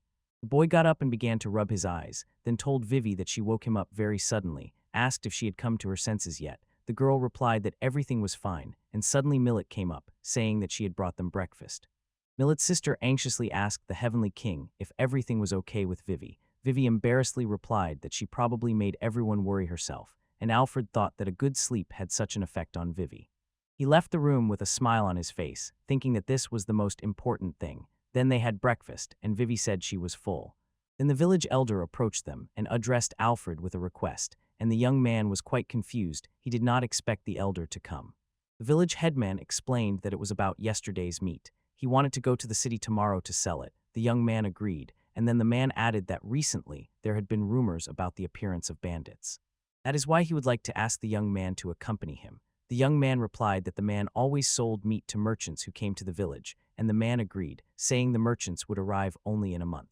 There is too much meat, and the boy is probably tired after yesterday's use of magic. Alfred asks the headman not to worry and to leave it to him. The man thought about the boy for a moment and left. The girls began to worry about the boy's condition. Mill quietly told him not to stress, there was plenty of time, and Alfred smiled and replied that everything would be fine, thanking the girls for their concern. He understands. The elder wants to sell the meat as soon as possible. It is summer now, and soon autumn will creep in, that is, the tax season. The young man runs into the room, quickly dresses, and decisively tells Vivy to get ready. She asks why, and Alfred explains that the girl specializes in magical circles. The girl says, smiling, that this is definitely her specialty. Alfred calmly says they just need to make enough magical bags. The girl said embarrassedly that her dear Alfred is really hopeless. Then Alfred apologized to Mill and said he would not be able to wash the dishes, to which the girl replied that it was okay. After some time, the young man begins to perform magic. First, he will take the hide of that giant cow, and using magic, sew several large bags. He tells Vivy to first increase the volume because they are carrying raw meat. He needs to create a circle with a constant state, and since they are traveling by carriage, he also needs to use a circle with constant mass. Vivy says that creating 3 types at once is quite difficult, but she will try to apply them, and if something happens, he must inform her, and the young man agrees. After some time, everything was ready. The boy says that Vivy was really skilled in magical circles. She improved his work by using a technique he did not know. The young man says with a slight smile, then all that remains is to pack the meat and check the equipment. Then Millet calls Vivy and asks why today the girls started calling Alfred Cudel. Vivy is surprised and does not understand what it is about, and Millet says that earlier Vivy called Alfred differently. She, embarrassed, replied that there was no special reason, everyone calls him that, so she also decided to try, and added shyly that she definitely has no other specific reasons. Millet said in surprise that she feels as if she is somehow being deceived. Alfred watches them and thinks that Vivy has begun sharing their joys and worries. He believes that she has become a true resident of the village of Merg. One morning they set off on an 8-hour journey to the big city to sell Muffy's meat. Femi and Albert were the escort, Millet managed the trade, and Vivy and Colette were assistants. Millet asked Alfred how he liked the trip, and the young man replied that it was quite good, while Colette enthusiastically said that Fam was so fluffy. Alfred asked if the girl wanted to switch places he could drive the cart a little. The girl replied that when she gets tired, she will ask the boy to help, and Kalehats proudly added that her sister is a real workaholic. Before leaving, the elder looked at Millet and Alfred, and with hope in his voice, said that he counts on them. Alfred thought that although Millet was young, she was honest and wise. The village head and residents trusted her so much that they entrusted her to represent the village, and perhaps soon they will elect her the new head. At that moment, Vivy sighed deeply and diverted Alfred's thoughts. The boy said something to her, but she turned out to be quite heavy, and her horn was prickly. The girl said that she was quite light, but the boy replied that it was not so, and his legs began to go numb. At that moment, Colette sharply ordered Femi to attack. The girls shouted with all their might for Femi not to lick her, and Alfred thundered for them to stop misbehaving and calm down. Maul said with a smile that it was very sweet. After some time, Femi felt something and suddenly became very serious. She told Alfred about it, and he asked what had happened. The boy told Femi to cover the back of the cart. She agreed and turned to its end. Millet asked the boy what had happened, and suddenly an arrow flew towards the girl. She noticed it and was very frightened. But the boy deflected the arrow with his magic and immediately shouted to Millet, "Get inside."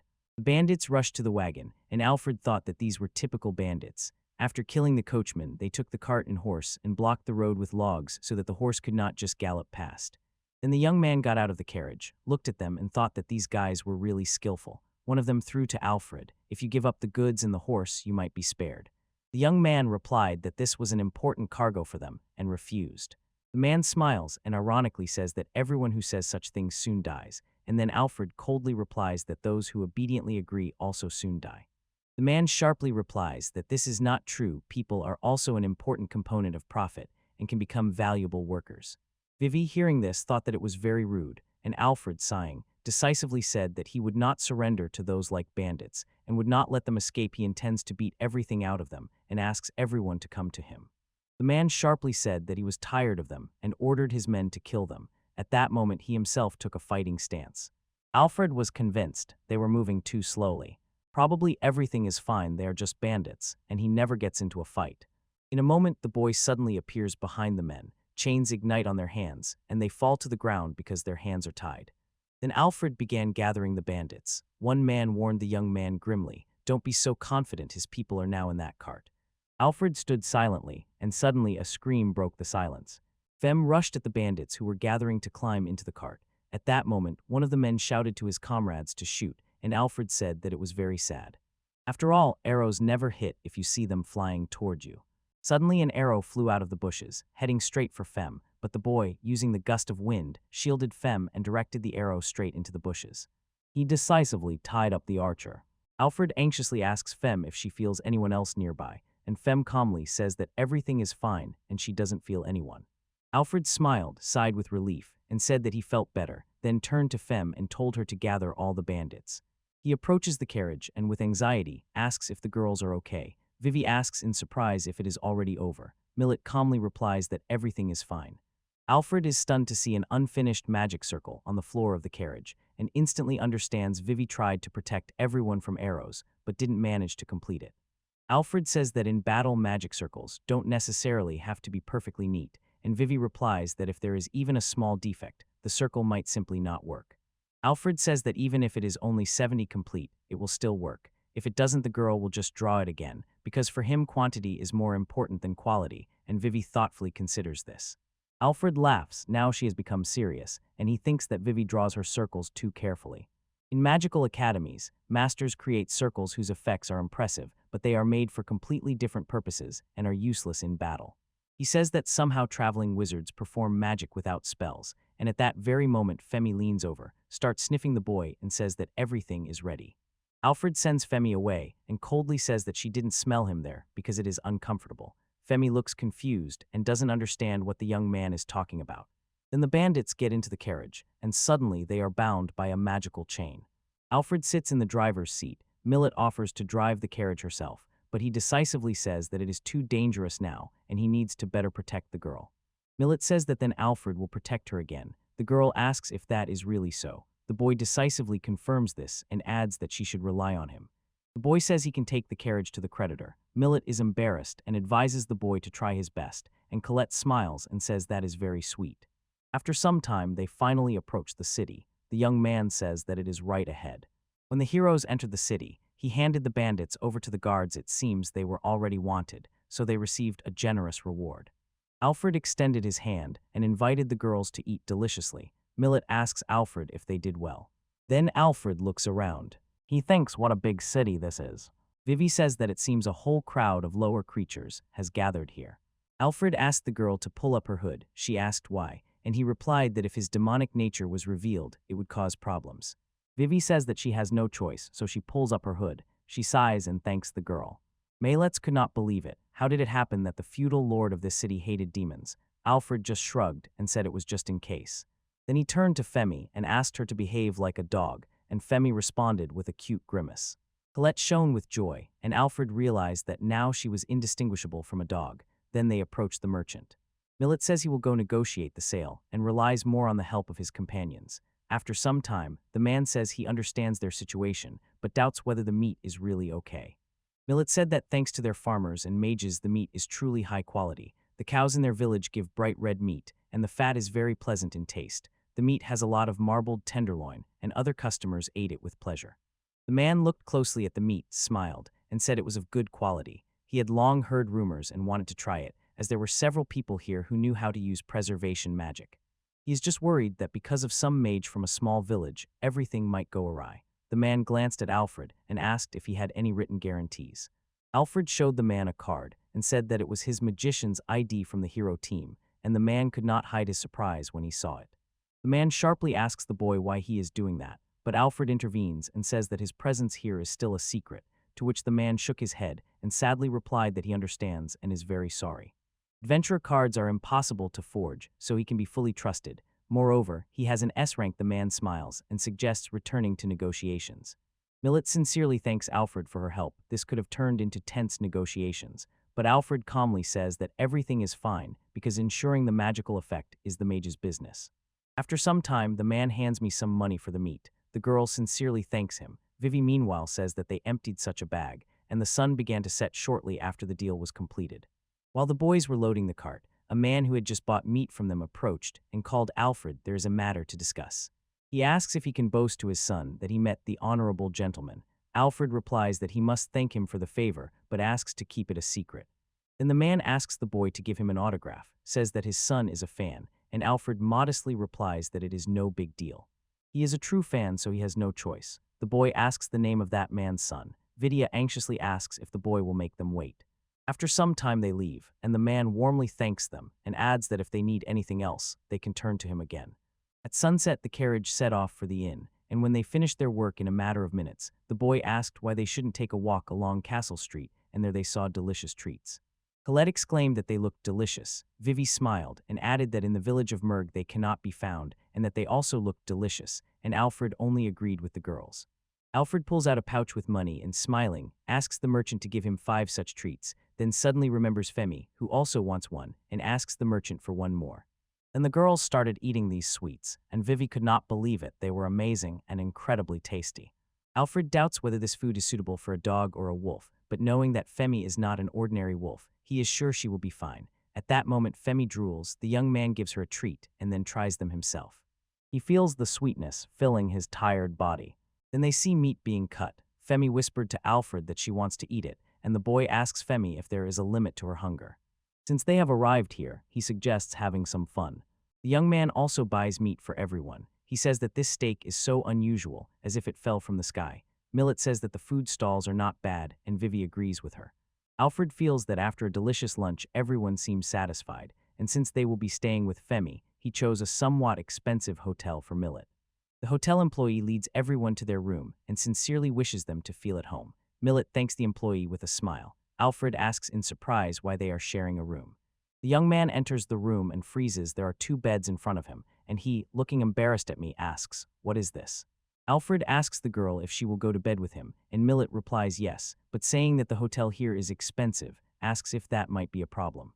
Alfred was sure she would figure it out as soon as she could. Vivy enters the room and, almost smiling, says that there is nothing wrong with this. Sleeping in the same room is not the same as just sharing. The girl takes off her shoes and stockings and says that she usually sleeps in the same bed with Alfred, and the young man nervously calls her. Mill, trembling, nervously repeated that Alfred and Vivy sleep together. She was very surprised. Alfred is outraged. It is unacceptable to him that an old man shares a room with a girl ready for marriage. Mill directly asks Alfred if it is true that he and Vivy sleep together. Alfred agrees and says that it is because they sleep in the same bed. Femi also sleeps with them. Millet exclaims that Femi is actually a dog. Femi at that moment replies that she is a she-wolf. Vivy interrupts them and loudly asks if she can, as always, sleep in the same bed with Elle. Femi can sleep with Millet and Colette. At that very moment, Femi began licking Vivy's face. Millet took Vivy with her and gently said that the girl would sleep with her. Vivy said that it would be cramped with Colette. Millet replied that even sleeping together would be a bit uncomfortable. Alfred noticed that they were arguing about something, and Vivy directly asked Millet why she was angry and if she was jealous. Millet begins to blush, and shame instantly overwhelms him. Alfred says he doesn't mind sleeping on the floor. Millet says he absolutely won't allow Alfred to sleep on the floor. Alfred says that's fine. He had been an adventurer for many years, so the wooden floor seemed like a real paradise compared to dirt or stones. Khaledi interrupts them and says, "Then I will sleep with Mr." And Millet says he thinks everything will be fine. Eventually, the boy went to sleep in the same bed with Khaledi and Femi, and Khaledi was happy that Femi was so fluffy. The girl said good night to Alfred. The boy covered her with a blanket and also wished her good night. At that very moment, Vivy asked Millet to move a little. Millet said that Vivy told her only half the truth, and Vivy sharply replied that that girl was talking nonsense, as if an inferior being could be her equal. While Alfred was sleeping, he was suddenly awakened by some quiet rustling. When he woke up, Millet was in front of him. She was lying next to him in bed and pressed against him. The young man called the girl, but she did not respond. She was sleeping, twitching her ears. The young man thought she had gone to the bathroom, but half asleep she lay down in the wrong bed, and when he tried to call the girl, she grabbed his hand. Then the girl called the boy by name and sincerely told him about her dream. He pressed his hand to the inside of his face. The next morning, Vivy woke up, stretched, noticed that Melee was gone, looked at Alfred's bed and called out, "Melee, what are you doing?" She was shouting about that shameless elf who sneaked into the boy's bed in the middle of the night. Millet shouted that she didn't even notice. Vivy accused Mill of lying, and Mill denied lying, but Vivy didn't believe her and said directly that it was visible on her face. Millet stretched and Vivy said she shouldn't do that. Then Millet took the blanket and lay back in bed, and Alfred didn't understand what the girl was doing. "I'll sleep a little more," Millet said to Alfred. Vivy was very surprised. She shook the blanket and said she couldn't take her eyes off her for a second. She led Millet, but the girl replied that she wanted to sleep, and Vivy said they had a lot of work today. Colette whispered to Mr. Alfred that she wanted to sleep. Alfred took the girl in his arms and promised that she would fall asleep on the way. For some reason, they left the hotel and went shopping in the city. Millet held a note from the village elder, and then asked everyone to give her their purchases. Alfred said that although trading was her job, she was quite suited for it. Then Colette called Alfred and pointed somewhere to the side. Colette pointed at the stalls, and Alfred instantly understood what the girl was hinting at. He gives the girls money and says he can manage on his own, so they can go further. The girls shine with joy and hurry to the candy sellers. Then they return happy and with treats in their hands. At that moment, Millet was pulling a heavy bag of groceries, and Alfred helped the girl put it in the cart. Then they packed their things and set off on the road. Millet happily said that she tried a bunch of different delicious foods and had a lot of fun this time, and Alfred added that he also had fun. At that moment, Cald and Vivy were standing and watching as the city gradually moved away from them. Colette smiled and waved goodbye to the city. The journey home was extremely quiet, until suddenly the carriage jolted. Millet was very scared, and Alfred laughed and asked the girl if she really felt at home. He nodded that the road was terrible. Millet shrugged. Nothing could be done. When they approached the beginning of the village, Millet smiled. It was nice to see the village again, and the young man agreed, thinking that they were already home. All his life he traveled in search of adventures and did not know what it meant to return home. Now he was happy to be home, and although he had lived here only a short time, he was already attached to this village.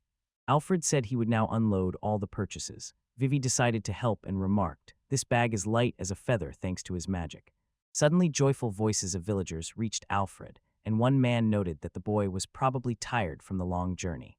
He is sincerely grateful to them for their help to the village. A woman smilingly says that because of the giant cow, meat has become cheaper, and this is a great support, and Vivy even exclaims that it is her merit.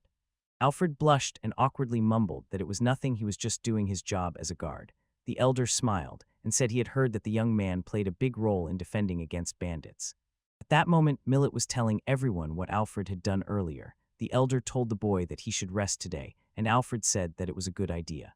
Alfred imagined himself in the bath and thought, when you return to the hot springs residence, the first place you will immediately go to will be obvious. Alfred asked the village elder where to find a good bathhouse, and the man immediately understood what the young man wanted, so he agreed. To chase away fatigue after a long journey, they go to the hot springs, and Malate said that they all came here together for the first time. Vivy was glowing with joy. There was only one thing she liked here, the many hot baths. The boy really wanted to come here more often so his knee would heal faster. Finally, they reached the hot spring. Alfred told the girls that they could go first, but Millet insisted that the boy should go first. Alfred stubbornly stood his ground, and Millet replied that they were not in a hurry. Vivy could no longer stand it and said she would go first. Then she suddenly noticed Femme entering the room. Alfred said he needed to wash them, so he would go first. Mill encouraged the boy, "Don't be shy." Vivy could not understand why he went first. The boy takes off his shirt, smiles, and says that the hot spring is small but very pleasant. Femme barks happily. Then the young man goes inside, and joyfully says that here it is the thermal spring he so wanted to bathe in, and that the weather now is just perfect for an unforgettable swim. The boy realizes that they are standing on the edge of a cliff. This is dangerous for the girls, so he decides to put up a protective barrier just in case, then returns to Femme and says he will wash her. After some time, Femisfer was completely soup, and Alfred confessed to her that he had been thinking about this a lot lately. But he asks her to say that her intellect has not deteriorated. Femi sharply cut off, saying that it was very rude, and the young man awkwardly smiled and said that lately she could not get rid of some kind of dog aura or something like that. He was sure that she could only bark. Femi said sadly that it was unfortunate, but people simply could not understand her because they had only a weak way to convey thoughts language. Alfred asks if she really thinks that they will not be able to if they do not speak. Femi says that it is not about that, there are many other ways of communication, and she calls the boy a novice. Alfred could not understand why she was so rude. The boy said that he understood, and then added that he would wash all the bubbles off her fur. Femi replied that this meant that the boy was so rude that he did not notice his own foolishness. He asked her to get ready, he was going to pour it on her. Suddenly, he heard an excited scream about what a wonderful mountain hot spring it was, and Vivy shouted for Colette to calm down because it was dangerous. Colette told Alfred that they had come to him, and Vivy, who was running after the girl, shouted to the young man, "Don't look at her." Alfred assured that he was not looking at all, but everyone knew he was inside. Vivy said that the boy was trying to tell her that she should not have entered. Vivy coldly stated that she was a higher-class demon and would not follow the customs of lower beings. Alfred sharply asked why she did not keep her word. Vivy turned to the entrance and, smiling, said that it seemed Millet wanted to thank the boy, and at that moment Millet called Alfred, sincerely thanked him for everything he had done all this time, gently smiled, and said that she would wash his back. The boy returns to Millet and asks what she meant by saying thank you. The girl clenches her fist and tells him that she will handle it herself. Then the girl decisively straightened her towel. Alfred jumped up and said that it was not necessary, he was fine as it was. Millet told the young man that he did not need to hold back. The young man looked at Femi with hope, but she, ignoring him, was swimming in the bath. Alfred said that the girl should not worry so much about him. Millet said that the road was long, so she wanted the boy to rest in the hot spring. This was also a thank you for protecting them from bandits. Then the girl carefully put the boy down and gently asked, "Just accept this and sit obediently." Alfred understood it seemed, he simply could not refuse her. Suddenly Millet noticed that Alfred's back was covered with scars. Alfred said it was because he was an adventurer, and the girl enthusiastically added that it was very cool. Vivy, who was washing Colette's hair then, said that the scars on the back were a shame for the knight, and the young man replied that he was not the knight. Then Vivy wiped the sweat from her forehead, and saying with relief that they were done, sighed. At that moment, Colette ran to Femme in the bath. They instantly started splashing in the water. Millet told Alfred that she would no longer cover for him. The young man sincerely thanked the girl. She approached him from the front and decisively said that now she would wash him from the front. Alfred said he could wash himself from the front. The girl smiled and said he did not need to hold back. The boy thought Millet's fingers were cool and very relaxing. He snatched the washcloth from her and said to the girl, "Look, I can wash myself, so it's all right." At that moment, Vivy called Alfred and asked him to wash her back for him. It was a great honor. The boy could not understand why he had to do it. Millet approached Vivy and said she would also wash her back, and the girl replied that she only came because she wanted Alfred to wash her back. The girl said that maybe next time he would do just that. Vivy laughed and thought he was saved, so he quietly thanked her in his thoughts. After some time, he sits in the bath and enjoys the warmth of the water. The young man looks up, and it seems to him that the sky is very close. He feels his knee healing. Suddenly, Colette turns to him and asks if the boy's knee still hurts. Alfred agrees but says the pain is bearable. Colette enthusiastically says that if the gentleman's knee hurts, she will give him a massage. Alfred thanked Colette and said he felt much better. The girl smiled. It was bearable, but the knees still hurt. He remembered the old man in the bar, a former traveler, once told the young man that his joints mostly hurt during bad weather. He is sure that his pain is also related to this, but he can still lead a normal life, although being an adventurer is difficult for him. If a fight starts, even he, the one who sees the weak spots of even the smartest opponents, may turn out to be the most vulnerable in the group. Moreover, no one during the adventure can relax like that. At some point, Colette gets out of the bath and abruptly runs away. She shouts that she is too hot, leaves, and Mill calls her to wait. Alfred stops them and says he will take care of her, so they can calm down. Vivian Mill finally has a chance. Mill says that in that case they will accept the boy's offer. Millet enthusiastically said that the hot springs are truly amazing and very healing. Then she picks up Colette and promises, as soon as she finishes preparing dinner she will call them. Alfred thanked the girl. Femi suddenly distracted Alfred. From the side, he noticed the village elder thanking the men for their help. The young man approached the elder and quietly asked if he could talk with him. The village elder agreed. He said he had a request, but it concerned Vivy. The girl was surprised and asked what exactly the elder wanted. The man said it was hard for him to say, but he had discussed it with Everyonthi would be very grateful to the girl if she used her magical enlargement on the cow again, and Alfred was very surprised. The young man initially thought she would just grow twice as big and not look like Mufi, but he apologized to the elder and said they could not help with that, then apologized for the inconvenience. Alfred was convinced that keeping large cows was much more convenient, but Vivy was deeply depressed because of that incident. The girl turned to Alfred and asked why he refused Themavin. If they were going to refuse, she should have done it. The young man apologized to the girl. Vivy returned to the elder and calmly said it was not a problem at all, and Alfred was just frozen with surprise. The man asked if everything was really okay, and Alfred took her by the shoulder, saying she should not force herself. He was an experienced magi, so he could probably pretend to be a girl, though it would be a bit troublesome. Vivy smiled. The boy called himself an experienced mage. The girl asked him who he considered her to be. Was one of the 4 heavenly rulers of the Demon King's army and a brilliant sorceress. Alfred doubted whether it was right for her to call herself a genius, but in fact he was just worried about her. He said that if the girl needed help, she could just tell him. Vivy replied that she did not need help, but Alfred asked if she was really sure. Vivy looked embarrassed, hesitated, and said she could not say for sure that the boy could not help, so she thought he might take a look just in case. Alfred said that in that case he could learn from her, and Vivy smiled, replying that it was wonderful. The next day the young man went to the farm together with Vivy and Femi to start work, and there they were met by Millet, who anxiously asked Vivy if she was okay. Vivy sat on the grass, called them lower beings, and mockingly added that they need not worry for they are backed by the heavenly sovereign of the Demon King's armies. She begins to draw a magic circle, and Alfred, looking at Vivy, thought that she had come to terms with what happened to Muffy. He felt relieved because he saw her smile. He believes that now they live again as they used to. Recently Alfred voluntarily became a guard of the village Merg. Most problems have already been solved, so he enjoys a quiet retirement life. But the boy suddenly realizes he has too much free time. He sits like frozen and does nothing.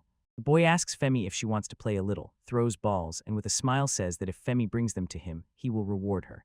Femi runs after the ball, and Vivy, who is drawing on the ground, tells Femi that she is raising dust. Alfred thought that dog instincts had awakened in Femi. She was quite wild, and at that moment, Vivy smiled and said that after all she was just a wild dog. She asks Alfred to look at these magic circles. They are created for offensive magic, but by using this sophisticated concealment technique, the boy can move unnoticed. The boy notices that they are quite cleverly made. Then Femi brings the ball. The boy strokes her head and says she is good, and Vivy is angry because Femi interrupted their conversation. Femi deliberately erased the magic circle that Vivy had drawn with her tail. Vivy exploded with rage and they started fighting, and Alfred, who was watching all this, told them to calm down. Fem approached Vivy and began licking her, and Vivy said that she would smell like a dog because of it. Alfred, looking at Fem and Vivy, laughed. He thought he was happy in his life. In the deep night, when everyone was asleep, Fem opened her eyes and began to get up. The young man suddenly woke up from her rustling and said that if she needed to go to the toilet, she should hurry and go, but Fem replied that it was not about that. Then the guy noticed that Femi was twitching her ear. He got out of bed and asked Femi what had happened. At that moment, Vivy also got up from bed, rubbing her eyes, and said that she wanted to sleep. Alfred told Vivy to go to sleep, but Femi interrupted him and said that she had been called, asking if the guy had heard them. Alfred did not understand what Femi was talking about, and only then the she-wolf said that she had heard the howling of her brothers. Alfred listened carefully and said that he heard nothing. Femmer replied that she thought something had happened and asked the young man for permission to take a short leave. Alfred lit a lamp and kindly asked Femi if he could help her with anything. Leaving the house, Femi said that the young man could escort her home. She raised her eyes to the sky and said that it was her duty as a king, her duty as a woman. Then Femi suddenly increased in size, and the guy whispered that since he had seen her, it seemed like an eternity had passed. The she-wolf said she would return soon, more precisely tomorrow at lunch. Alfred asked Femi to inform him if she had any problems. When he first met her, she seemed weak and exhausted. Now Femi looked fearless and strong, and gently began rubbing her nose against the boy. Alfred said he was fine, so she could go. Femi agreed and set off. The boy was left alone and stood watching as the silhouettes of friends disappeared. He waited until Femi vanished, then blew out the candle and returned to bed. The young man lay down to sleep, but sleep stubbornly did not come. He convinced himself that all the magical wolves had already grown up, so Femi said they could be left alone, but the fact that Femi was called meant something very serious had happened. Suddenly, Alfred had a dream. Vivy woke him up. The young man jumped up and, slightly irritated, asked her to stop was already awake. Vivy asked what happened. The boy groaned as if he had a nightmare, and Alfred, grabbing his head with his hands, said it seemed to him as if he had a terrible dream. Vivy looked around and gloomily said that Alfred groaned from a nightmare, and she expected nothing else from a lower-ranked being. Then she asked where the little dog had gone, and Alfred replied that something had happened to her pack, so she returned to the forest. Alfred hesitated whether Vivy would like to hear this, but in the end, she was afraid of Femi. Then the boy got up, quickly dressed, ate millet for breakfast with the others, and as always went on duty. The young man settled near the village gates, and nearby Vivy quietly drew magical circles. Suddenly memories flooded in about how Femi played ball. The boy sighed and Vivy asked him if he was worried about the dog. Alfred replied that she said she would return for dinner. Vivy inquired if that meant there was no need to worry, and Alfred uncertainly answered that he thought so. Then Vivy called him and asked him to look. Alfred asked what the magic circle was, and Vivy quietly replied that it would protect the boy from nightmares if he drew it on his forehead. The girl proudly said that she had invented it herself. Alfred felt that Vivy was probably a little worried about him. After some time, he noticed all the villagers coming and going through the village, and thought that today was nothing unusual either. Then he glanced down the forest path, stood up, and closed the shutters on the village gates. Night fell and the young man sank into his thoughts. Millet approached the boy and gently said that his food was ready and he could go to the table. The boy thanked the girl. Then Colette ran up to the boy and anxiously asked the gentleman if Femi would not return home. The boy agrees, thinks that she is just busy, and quietly hopes that everything will be fine with Fem. He adds that she is a magical wolf king, so he is sure that everything will be fine with her. After a while, the young man finished his portion, thanked Millie, and said that today was very tasty as well. Millet sincerely thanked the young man for the compliment. Suddenly barking sounded, and a huge head of Fem burst into the room. The she-wolf wagged her tail happily. Colette rushed to Fem and began to hug her. Alfred greeted Fem and said that she was a little late home. The she-wolf exhaled and said that she needed help from the young man. Alfred was surprised, then told Fem to give it to her, asked why she was not resting, but Fem replied that they had little time. Alfred said he would be ready in a moment and suggested Fem drink something for now. The young man got dressed and said he was ready to go, and Fem only nodded and promised to explain while they ran. Vivy suddenly stopped them and said she would go too. Fem and Alfred looked back and exchanged surprised glances. Then the young man helped the girl sit on Fem. He thought that Vivy was an exceptional sorceress and could be quite useful. He suggested going with her, but Fem gave her a ride so she wouldn't have to sit, and Vivy told Fem to take her too. Alfred told Fem that he would understand if she refused. Nothing could be done, but Vivy could also help. Fem said she would make an exception because it was an extraordinary situation. Vivy sincerely thanked Fem. Mill and Colette stayed to wait and hoped that they would return quickly and safely. They promised to do so and then set off on the road. Then Alfred looked at Fem and asked, "What should we do?" She replied that an enemy had appeared, one she could not handle alone. Vivy smiled and said, "It's sad but understandable, Fem is just a dog." Alfred thought that although Vivy was afraid of her, it did not stop Vivy from teasing Fem. Then he asked Fem what kind of enemy they were dealing with. Femi said that their enemy was a huge, immortal dragon. Alfred frowned. The dragon is the most powerful creature. If it is large, that is, adult, it is better not to speak of its incredible strength at all, and moreover it is undead and can move even after a mortal wound. Even if the guy's skull is split in half, he will not stop moving. To defeat him, they will have to cut off all limbs and burn them to ashes, and he knows this will take a long time. Suddenly, Vivy shuddered. Alfred anxiously asked if she was all right and if she needed to go with them. Vivy immediately asked what the young man had said. She laughs and says that even a large immortal dragon is no match for her, yet the young man understands. Vivy is very scared. Then after some time, Fem stopped. The guy asked if this was the place and Fem replied, "Yes." She led them into the sharp mountains, and suddenly Vivy felt something looking into the forest thicket. She saw many shining eyes. Vivy was frightened, but Femi assured her that they were her allies. The young man anxiously asks what their situation is. Femi assures that she will explain everything. Last night an immortal dragon suddenly attacked, and her magical wolves, rushing into battle, tried to repel the attack but failed, so they asked her for help. But suddenly a multitude of small undead dragons appeared, and everything fell apart. Femi turned to the young man. Alfred glanced around the place. Many small dragon bodies lay on the ground. The young man said that although the dragons were small, the very thought that they could defeat 3 undead dragons fascinated him, and he called this pack truly amazing. Femi said she could fight alone, but there would be losses, so she returned the boy. Femi is the magical king of wolves, and she must protect the pack of magical wolves. So she bows her head and asks people for help. Alfred believes he cannot claim that Femi will win, but he says one thing she will be able to fight. She clearly understands the difference in strength between herself and the enemy. So she, like a king, bows her head to protect her herd. Alfred says that Femi is a great king, so she should raise her head. He smiles and asks her, "Leave it to us, we will help." Vivy tells Femi to just be confident and rely on them.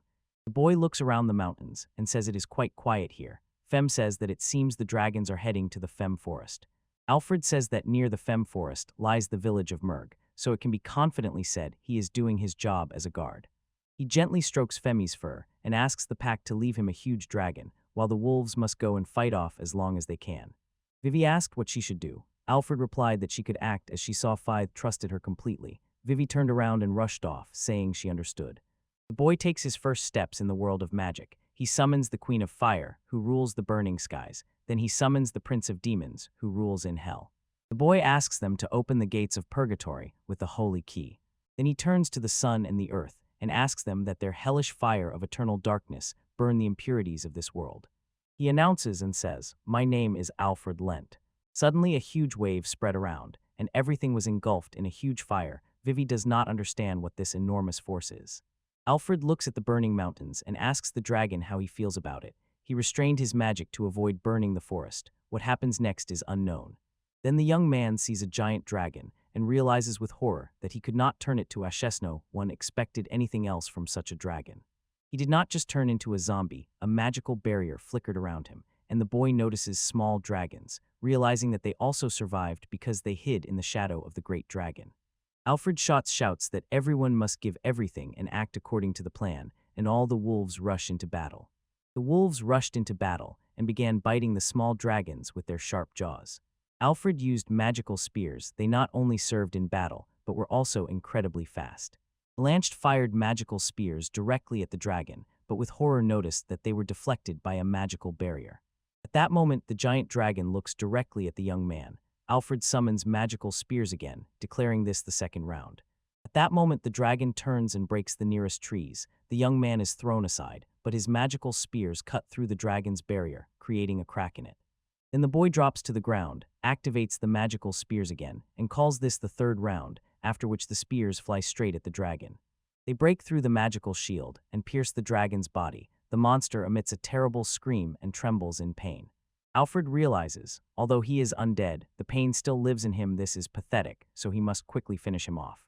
At that moment, the wolves were tearing apart the small dragons in a heap, and Alfred understood that those dragons suddenly rushed to the big dragon.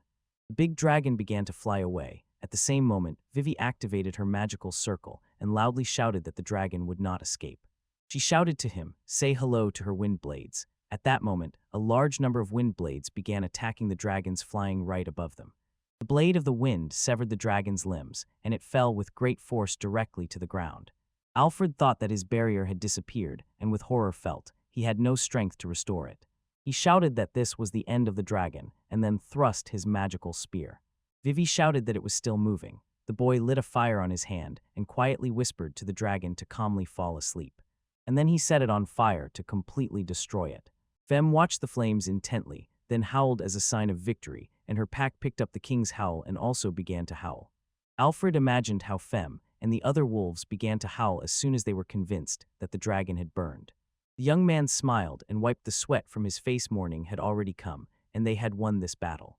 In total, the hero defeated one great dragon and 20 small ones. Vivy interrupted his thoughts and said that it was very sad. These proud dragons turned into undead, more precisely into zombies. Alfred agrees with the girl and says that it is a pitiful sight. He considers the magic of raising the dead an absolute taboo and cannot imagine who could have done it. If this spell hits the target, she will lose control over her body, turning into a living corpse, and her consciousness, which she had in life, will become a puppet without any control. He places his hand on his chest and bows so that the dragons may rest in peace, then turns to Vivy and asks her to hurry and take the remains. He is sure that Millet and Collet are already worried, and Vivy laughs and says she will help too. They began to cut the dragon, and at that moment Alfred turned to the girl and asked why she had gone with him today. Vivy was frightened by this question. She hesitated for a moment, then quietly said that she just thought she could make those wolves owe her. She laughed and said that now they were dead to her, and she did not worry about them at all. The young man laughed. He thought that Vivy looked worried because of Feme II, gently stroked her head, and whispered that she had done well. Suddenly Vivy got angry and, jokingly, began to hit Alfred, while Feme at that moment asked if they were returning to the village. After some time, Millet was yawning near Alfred's house, suddenly heard something, and rushed to the village entrance to look. Millet noticed how Alfred and Vivy were calling that girl. Vivy asked if they had been waiting for them. Mill smiled and greeted them. The guys said they had already reached home. Colette instantly rushed to Feme to hug her. Colette happily lit up upon seeing Feme again, then firmly hugged Alfred and warmly greeted her. Vivy asked Millet if they had been waiting all the time and not sleeping, because large dark circles were visible under their eyes, and Millet laughed and said they had noticed them. They had been waiting for them all this time, and those didn't even know. Alfred apologized, said he thought he might have disturbed them, but still thanked the girls. Alfred smiled. It felt lighter at heart. Finally, everything was over, and it seemed everything was in order. He thought that after all this it was worth resting a little, and in any case, he did not want to strain himself now. A little later, Vivy was drawing a magic circle and asked Alfred what he was doing. He replied that he was just arranging things in the bag, and Femi was lying nearby yawning. They are distracted by Mill. She calls Alfred and says that she brought the elder. The man greets them and asks if they have any requests for him. Alfred thanked the elder for coming, then said that first he wanted to show him something, pulled a large dragon head out of the inventory, and the man was so surprised that his eyes almost popped out of their sockets. The man cannot stand it and falls to the ground. He does not understand what is happening. Alfred says that actually last night he received many things from 20 dragons. But as soon as he pulls out the horn, he says that they are quite large and heavy. He called the elder and asked if there was a place to rent to hide all this. The things were in his bag, but carrying so much with him was not necessary at all. The man asks if these are really all the remains of the dragon. Alfred agrees. Suddenly it becomes clear to him that some people in the world really consider dragons divine creatures. Maybe the elder is one of them. He apologized to the man and explained that they were lifeless, and he had no choice. The man interrupted that this was not true at all. He smiles, his eyes shine, and says that Alfred is simply incredible. He cannot understand how the boy killed so many dragons in one night. He says probably Alfred is the protector of the village Merg, and the boy laughs and thanks the man for the praise. Millet interrupted them and exclaimed that it was true. The elder was absolutely right. Alfred was simply amazing. Alfred thanked Millet, and Vivy couldn't help but ask what it was all about. After all, she had done most of the work. Alfred is convinced that only a few can manage to destroy so many dragons, only a strong group or several experienced adventurers, like that young man. The elder sternly tells him never to overdo it. After all, an encounter with a dragon usually means only death, and Alfred quietly replies that he understands and will be more careful. The elder said, regarding the warehouse outside the village, there is a plot of land. The young man can manage it at his discretion. Alfred says with enthusiasm, this is simply wonderful. They will build a warehouse there. Soon the young man, ready for battle, begins to use magic. He reminds the men that he can use magic to lay the foundation and assemble the structure, but only within certain limits, and says that in case of problems, they can turn to him. Alfred noticed that it seemed that for wizards, it was really much easier to deal with intimate matters. The man carrying the board said that the youth was right. After 3 days of hard work with the carpenters, they finally completed the construction of the warehouse for Alfred. Alfred said with admiration that this interior impresses thanks to Vivy's magic. It is not only sturdy, but also holds more than it seems. Vivy said that this was the work of a master, not some wild battle magic for the youth. To achieve this, she had to draw a perfect, exquisite magic circle. Vivy asked the boy if maybe he should become a carpenter. Alfred said that the girls struggled the same way. Vivy says that here they will keep all their valuables, so it needs to be guarded. The boy doubts if it is really necessary, and Vivy agrees. She smiles and winks, saying that she has already planned everything, and Alfred hesitantly asks if that is really so. The next day, Vivy immersed herself in a book about magic circles, and Alfred asked the girl why she suddenly became so shy. Vivy smiled and said to the boy, just wait and watch. I will do everything with my excellent skill. Then Mill entered the room and called Alfred. The girl asked if the young man would help her gather herbs. Alfred said he agreed there were no problems, and Millet sincerely thanked the young man, saying it was time for them to go. At that moment, Femme sharply blurted out that she would go with them too. Alfred later asked Vivy if she would go with them, but Vivy refused and said she was preparing something. After some time, the young man asked Millet if she smelled an unpleasant odor, and the girl agreed, saying he was right. Millet says with disgust that the herbs they are looking for have an unpleasant smell, and then asks the boy to cover his nose with a cloth. Millet says he is leaving. Alfred agrees, but suddenly Femme starts sniffling. Alfred immediately asks if she is okay. Femme excitedly says that it smells so nice and strong here, and Alfred replies a bit confused that he doesn't know if humans' sense of smell differs from wolves, and asks why Femme is sniffing him. He persuades Femme to stop doing it, then Millet approaches them and says that she has finished. Alfred says it was quick. The girl says she only needed a little. The young man then suggested the girl get ready, when suddenly someone touched Alfred's cloak and asked to borrow it for a minute. Alfred was confused. He didn't even feel the stranger's presence. He never thought someone could sneak up like that and he wouldn't notice, so he realized, this is definitely not an ordinary person. Mill returns and asks the stranger does he need something. The stranger replies that he is a bit lost. He asks if Alfred and Millet know where the village of Merg is. The stranger smiles in a way that makes you feel creepy. The team of heroes, a squad of 4 adventurers of Class S, who once and for all ended the Demon King. Alfred is an experienced mage, Luca is a wise warrior, Juliana is a valuable healer, and a genius blessed by the Holy Spirit and called hero cards. Alfred stands confused. He doesn't understand at all what he is doing here, and only knows one thing. First, he needs to change his voice. He will make him leave, even if he has to use force, and it will be very unpleasant if. At that moment, Kurds approaches the young man and asks what happened to him, and Alfred answers in a changed voice that nothing happened. Kurds tenses up and asks if they already know each other. Alfred replies, no, he doesn't think so. Kurt says he feels like they have met before. Alfred realizes the guy suspects him. He is confused and does not understand at all what is wrong with him and how to deceive Kurz, but suddenly turning away he remembers something and thinks that it should work. He turns back, beard on his face, and says that the boy is looking for the village of Merg. They can show him the way. He is glad that he still has a lush beard for the holiday. Kurz is puzzled and embarrassed, asks the boys to take care of him. Alfred thought, how good that Kurz is so naive. Millet was confused and did not understand at all what was happening. She said that probably they should go home, and calling Alfred by a short form of the name, heard in response that his name was Rawl. The boy then throws to Kurz, her name is Mill. The girl is noticeably surprised. Then Alfred looks at her and asks, is it true? Millet is surprised. Alfred sincerely thanks her for understanding, and later apologizes to Kurz for making him walk. While he himself was riding his beast, he only has an injured leg, and the young man calmly says that it does not bother him. The girl says, my name is Millet, I am from the village of Merg. Alfred says, my name is Rao. The young man sincerely thanks them for their kindness. The girl quietly said that her name is Cruz Condoran. He came here to kill the undead dragons that have overrun this area. Millet froze in surprise, then looked at Alfred, who said that it is very scary and gestured towards Millet. Kurz says that it is true. The undead dragons were created by a dark mage, probably one of the survivors from the army of the Lord of Demons, and Alfred is worried about this mage. Kurz tells him not to worry, they have already taken care of them and built a base in the western cities, and then the young man, proudly smiling, begins to boast that he found them.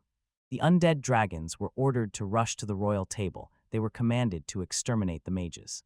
Alfred believes that it makes sense if you draw a straight line from the western mountains to the royal capital. It will pass through the Femme Forest and the village of Merg. He knew that all the dragons were already dead, but he did not know how to say it to him face to face. Then Kurt firmly said that instead of participating in the main event, he would stay here to protect the village of Merg, and Millet said that this was encouraging. Alfred stands with a heavy heart and does not know how to tell the boy that the village guards have already dealt with these dragons. He cannot say that the threat has already passed. Millet says that Kirst is really wonderful for a boy his age and quite strong. Kirst says that maybe it is because of his training. They reach the village. Alfred feels an unexpected liveliness around and suddenly notices something. The young man shouts, my house, it's completely burned down. Alfred asks the resident what is happening, and he replies that a stranger attacked him and Vivy tried to protect him. At that moment, Vivy got up, and suddenly a girl appeared before her. Kurt recognized her. It was Luca. The girl began to draw a sword, and Vivy tensed, preparing to use magic. Between them stood a young man. Lucas drove him away. Vivy apologized to Alfred and said she tried to stop her, but the girl had gone mad. Alfred suddenly realized it could have been Vivy who set the house on fire, or the girl who used some combat magic and blew it up. He is stunned that the hero and the warrior came together. Then he apologizes to Luca and says that this girl might be a demon, but she is not evil, and the girl replies that she does not care whether she is a demon or not. Luca shouted that Vivy is trying to create a giant undead bowl, and Vivy said, it's just a skeleton. She barked that this is no place for strange people who cannot even distinguish a normal skeleton from the undead, and Lucas shouted back that the circle is huge. Alfred was convinced that finally everything made sense, and this was exactly what threw Vivy into deep despair. She tried to resurrect Maffei as a skeleton and ordered him to guard the warehouse. Luquette said that she did the right thing by destroying that magic circle because a real monster was hiding behind it. Vivy got angry and shouted at the girl, "Take back your words and don't you dare call Maffei a monster." Alfred said that, as far as he knew, some countries keep dragon and human skeletons in their armies, and he believes that a human skeleton is not much different from an ox skeleton. Desecrated souls of the dead turn into skeletons. These souls are only temporary and tied to their owner, and the skeletons themselves can even be partners of humans. Lucas shouted that it might be so, but he was immediately interrupted by other residents who stated that Vivy was not that bad. They also added that the girl was young, but already had a bad temper. The city was a terrible place. Then Cruz jumped into the conversation and sharply asked Luca what was going on here. The girl felt relieved Cruz had unexpectedly distanced himself from them, and it turned out she was already here. But in the end, it no longer mattered. Luca points at Vivy and says, "She is the fifth of the 4 heavenly kings of the Demon King's army, and now she is in such a place she must be killed." Alfred felt that the situation was serious. When did this 5th of the 4 heavenly kings become known? Luca said that without any doubt, as the last of the heavenly kings, she will resurrect the Demon King's army, and together with the giant bull will capture the imperial capital. Cruz understands it's time to clean up this place, and Alfred understands. The situation is simply terrible. Warrior Luca is the brain of the team, but he doesn't even imagine her strength and doesn't remember the circle at all, the heroine chosen by God. They would definitely have lost if a fight had started. Alfred asked them to wait and asked if he could talk to them. At that moment, Vivy pulled her hand away from his, covered herself, and stepped forward, and Alfred shouted loudly that this was just madness. Suddenly, all the village children lined up in front of Vivy, covered her with their hands, and shouted that she was not bad, asking, "Don't touch her." Vivy was touched and sincerely thanked the children. People were initially surprised, and then they were also moved. She said that if the children decided so, then Lucas must leave Vivy, and the girl was very surprised. Cruz put the sword aside and rushed to the children. Alfred thought she was as always not very kind-hearted, but had a weakness for children, and at that moment she suggested they play. Her frivolous behavior misleads others. They think she is easy to defeat, but he is sure Luca will not give up so easily. Then the girl sighed and said that it seemed nothing could be done. Alfred said that they were sincerely sorry. Lucas said that they only asked to be left their bowl of bones. Vivy said she understood. Lucas smiled tensely, called the wizard with the fake beard, and asked him to come over. The young man smiled awkwardly and greeted her. Then they approached the boys' barn. Alfred turned to the warrior woman and asked what she wanted. Suddenly, the girl sharply hit with her hand right near his head. She smiles and asks the girl, does she really think she is so stupid, and the boy apologizes to her. Luca wondered if this meeting could really be called touching, and Alfred asked the girl when she realized it was him. Luca replied that she realized it immediately, as soon as Cruz drew the sword and the boy was already thinking of removing the fake beard. Alfred said that, surprisingly, he was not exposed. Luca agreed and said that he was not noticed immediately. His voice was also different. Then the girl changed the subject and asked how the boy's knee was. Alfred replied that everything was fine and there is a healing onsen in the village of Merg, and Lucas said that she understood, so everything is good. Alfred smiled sincerely, asked if she was really worried about him, and thanked her. Luca blushed, asked why, and thought that, as always, her reaction gave her away. Alfred asked how things were in the royal capital, but he left without saying a word. Luca wondered if that guy was really worried about it now. She asked how many problems he thought he had caused her. Lucas says that she did not object. The young man agreed to the request of the Adventurers Guild, but she hid it from others. When she became the general manager of the royal capital, it became much easier for him. The young man said with relief. The girl advanced in her career, so no one has found his trail, yet Luca had quietly helped him behind the scenes all this time, and he really should thank her better. Alfred said that his appearance in this village looked as if she knew everything, but she did not come to see him. The boy asked if it was because of the dragon. Luca replied briefly, and Alfred added that it was also to finish off the survivors of the Demon King's army. Luca sharply asked the boy to wait a minute. It was confidential information, and asked where he had learned about it.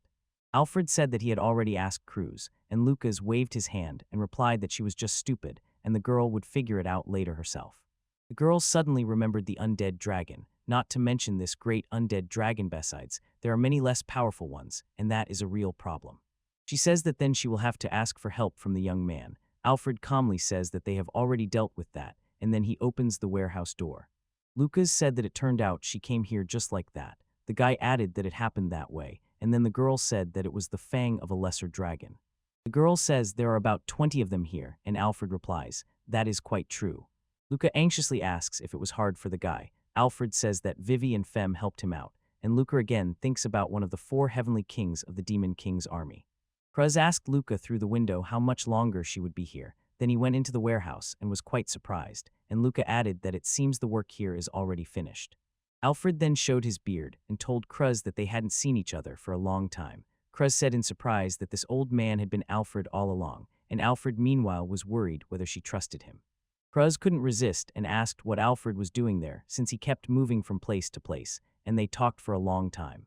Cruz says that the guy came to the village to treat his knee. Alfred, with tension in his voice, asks Luca, why did the girl lie to her? Luca said that if she had told her the truth, she would definitely have followed her. Cruz said that it was natural she would have gone to the ends of the earth for Alfred. Bruce also thought about moving to the village of Merg. She could train with Alfred and become even stronger, and the young man said that he was definitely not yet in the process of recovery. Luca interrupted them and decisively said that she had already told Cruz, if the hero leaves his cause, many people will be in trouble. Alfred warned that as soon as the hero leaves the royal capital, people will become worried and rumors will spread quickly, but they can calmly come here and rest whenever they want. Peru says that if Alfred has decided so, she should listen to him. The young man replies that then they can stay overnight. He looks at his house and says that he completely forgot it burned down. The team replies that then they will all camp together. Lucas said that she would probably wait. Alfred agreed with Luke. It seems the village of Merg is about to come alive. Luca curiously asked why the crew members loved living in tents so much. They answered simply, it was very fun. At that moment, Alfred's comrades watched them and wondered what it was about. Luca bowed low and sincerely said that she was very sorry for the inconvenience. The villagers were surprised, and the elders smiled kindly. Alfred asked the villagers to listen. These are his friends, or rather former allies. They are reliable and sincerely regret what they have done, so he asks the villagers to forgive them. Lucas said that as soon as she saw that huge magical circle, she decided to stop at any cost. The men just smiled kindly and said that such things happen. The village head called Luca and asked her to raise her head. Because they were Alfred's friends, in their village they sincerely and gladly welcomed guests. Alfred smiled awkwardly. Lucas sighed with relief and sincerely thanked the village head. Cruz also smiled and, not hiding his admiration, said that it was very cool. Lucas turned to her, and a deadly aura emanated from him. Cruz asked the girl why she was looking at him so inattentively. Luca hugged Cruz and told her to go apologize for drawing the sword. Alfred could not take his mind off the fact that he had not revealed who Luca and Cruz really were. If it became known that they were exactly the hero and the warrior who tamed the Demon King, they would become important people. The villagers would be embarrassed, and they would not like it at all. The village elder approached Alfred and asked what he would do today. Alfred thought that since his house burned down, he would spend the night in the barn with everyone. The village elder sternly declared that he would not allow this young man and their dear guests. Alfred said not to worry about him. They killed Mill and said they could live with them until their house was completely rebuilt. The elder said it was a good idea since Mill had a fairly spacious house. Alfred looked at the girl and asked if she was sure. Millet smiled and said she was quite sure, and then Alfred added that she would take advantage of her position. At that moment, Colette was walking beside Cruz with a smile on her face, and he couldn't resist asked why the girl was in such a good mood. Cruz admitted that she could hardly wait to spend the night at Colette's house, and the girl smiled and said she was looking forward to it too. They enter the house. Luca asks the host to take care of them, and Millet gently asks them to feel at home. Alfred said that they are freeloaders here, so you can ask them to do something. Millet invited Alfred and added, don't be shy, come in. After some time, Coletta hugged Femi and asked to start having fun with her. At that moment, Alfred asked Luca what happened to their doctor and why there were only 2 of them, and Luca replied that Juliana had mumps. Lucas bitterly recounted that an epidemic had broken out in the capital. She also suffered while treating other people. Alfred asked the girls to convey his best wishes to Juliana. Luca and Cruz sincerely thanked the young man. Mill approached them with a tray and asked if Luca and Cruz were really Alfred's friends. Cruz agreed and admitted that he had tricked them by disguising himself, and everyone burst out laughing. The boy made a remark and addressed Vivy, who was hiding in the doorway. Alfred asked her why she had not joined them. Vivy bitterly admitted that the warrior prevented her from resurrecting Maffy. Luca apologized to the girl once again. Then Vivy shyly confessed because of her Alfred's house burned down and asked him for forgiveness. Alfred turned to Vivy and calmly said that there was no need to worry. Even if she had failed, the arson was ordered by him, so he suggested the girl return to Maffy tomorrow. Vivy became embarrassed and sat down at the table, and Lucas immediately noticed that she actually could not distinguish zombies from skeletons by their magical circles. She admits her guilt, but even if the 4 heavenly kings from the Demon King's army raised the dead from their graves, the girl would still stop them. Alfred said that Luca was right. He thought that Luca was just a warrior, but her ability to read magical circles stunned him. The boy interrupts Luca and Cruz and sharply says that he wants to clarify something. The girls fall silent in surprise and listen to him attentively.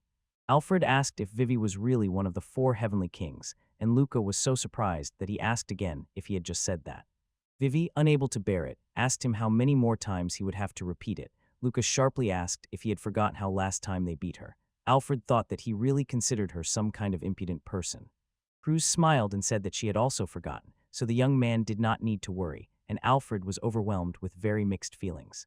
According to Luca, as soon as they set foot on the land of the Demon King, they immediately captured a small fortress. It seemed that Vivy was there, but they quickly defeated her. The boy asked the girl what she was doing there, and Vivy calmly said that she was tending the land and livestock. On the territory of the Demon King, the land had withered and turned into a wasteland, so the army accelerated the invasion. Its main goal was to rob people and take their supplies. If Vivy had not corrected the situation, the battle would have been much fiercer. Vivy said that the boy was just lucky he defeated her first. It was truly incredible luck. Colette said that the kings were really cool. Alfred glanced at the girl and said that she seemed very confident, but in reality she was a wonderful magician, although sometimes she did silly things. Suddenly the girl inhaled a very pleasant scent and said excitedly that it smelled very good, and at that moment Millet said that she had finished cooking. Everyone sincerely thanked the girl. The team gladly said that it was very good. Now they could try the food Millet had prepared. Cruz tried the pancake and, delighted, said that it was incredibly tasty, simply fantastic. Luca asked why the girl was alone in the forest.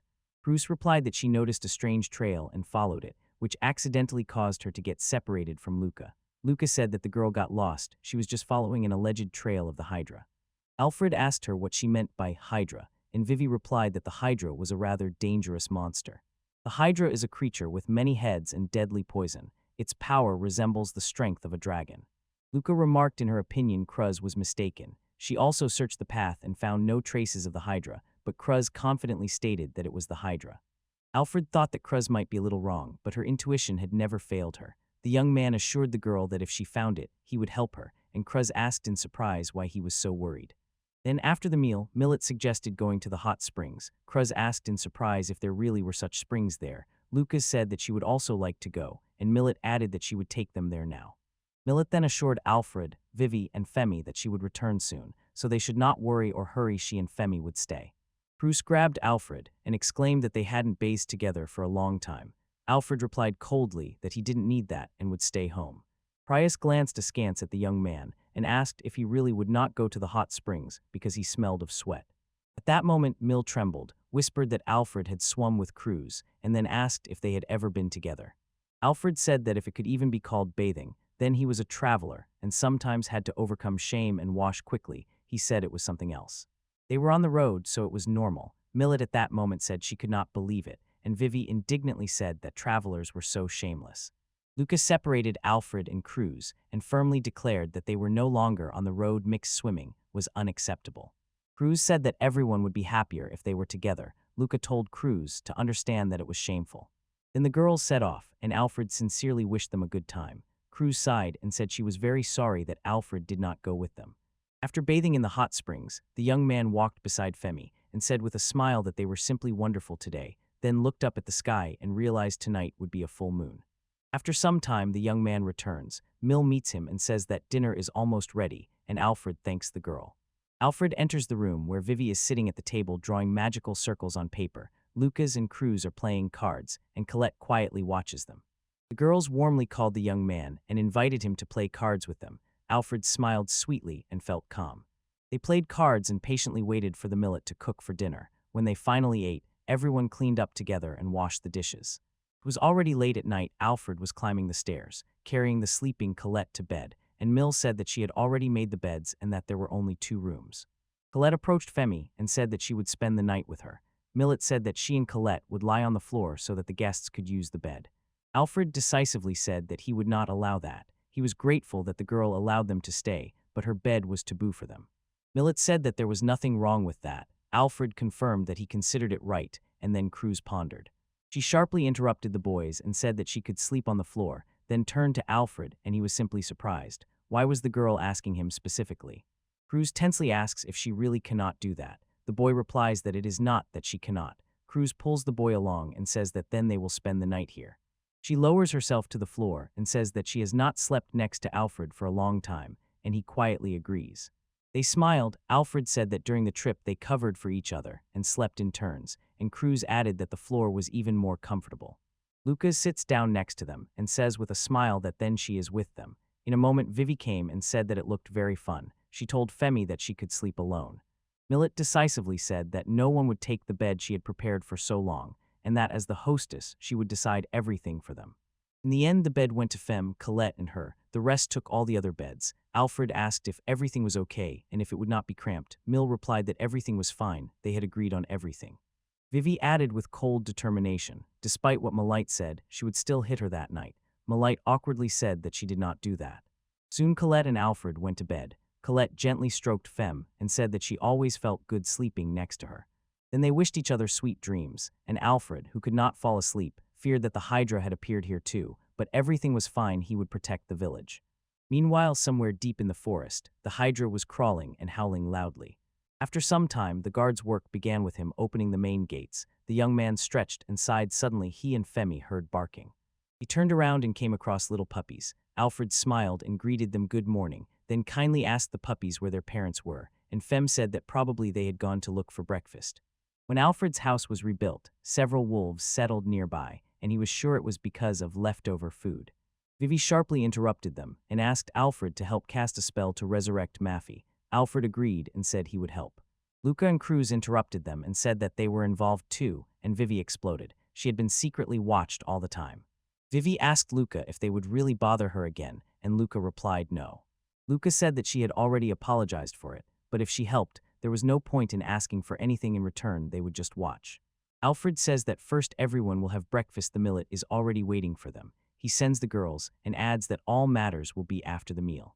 Alfred asks Vivy if she minds if they all go to his place, and Vivy replies that if Alfred asks she cannot refuse.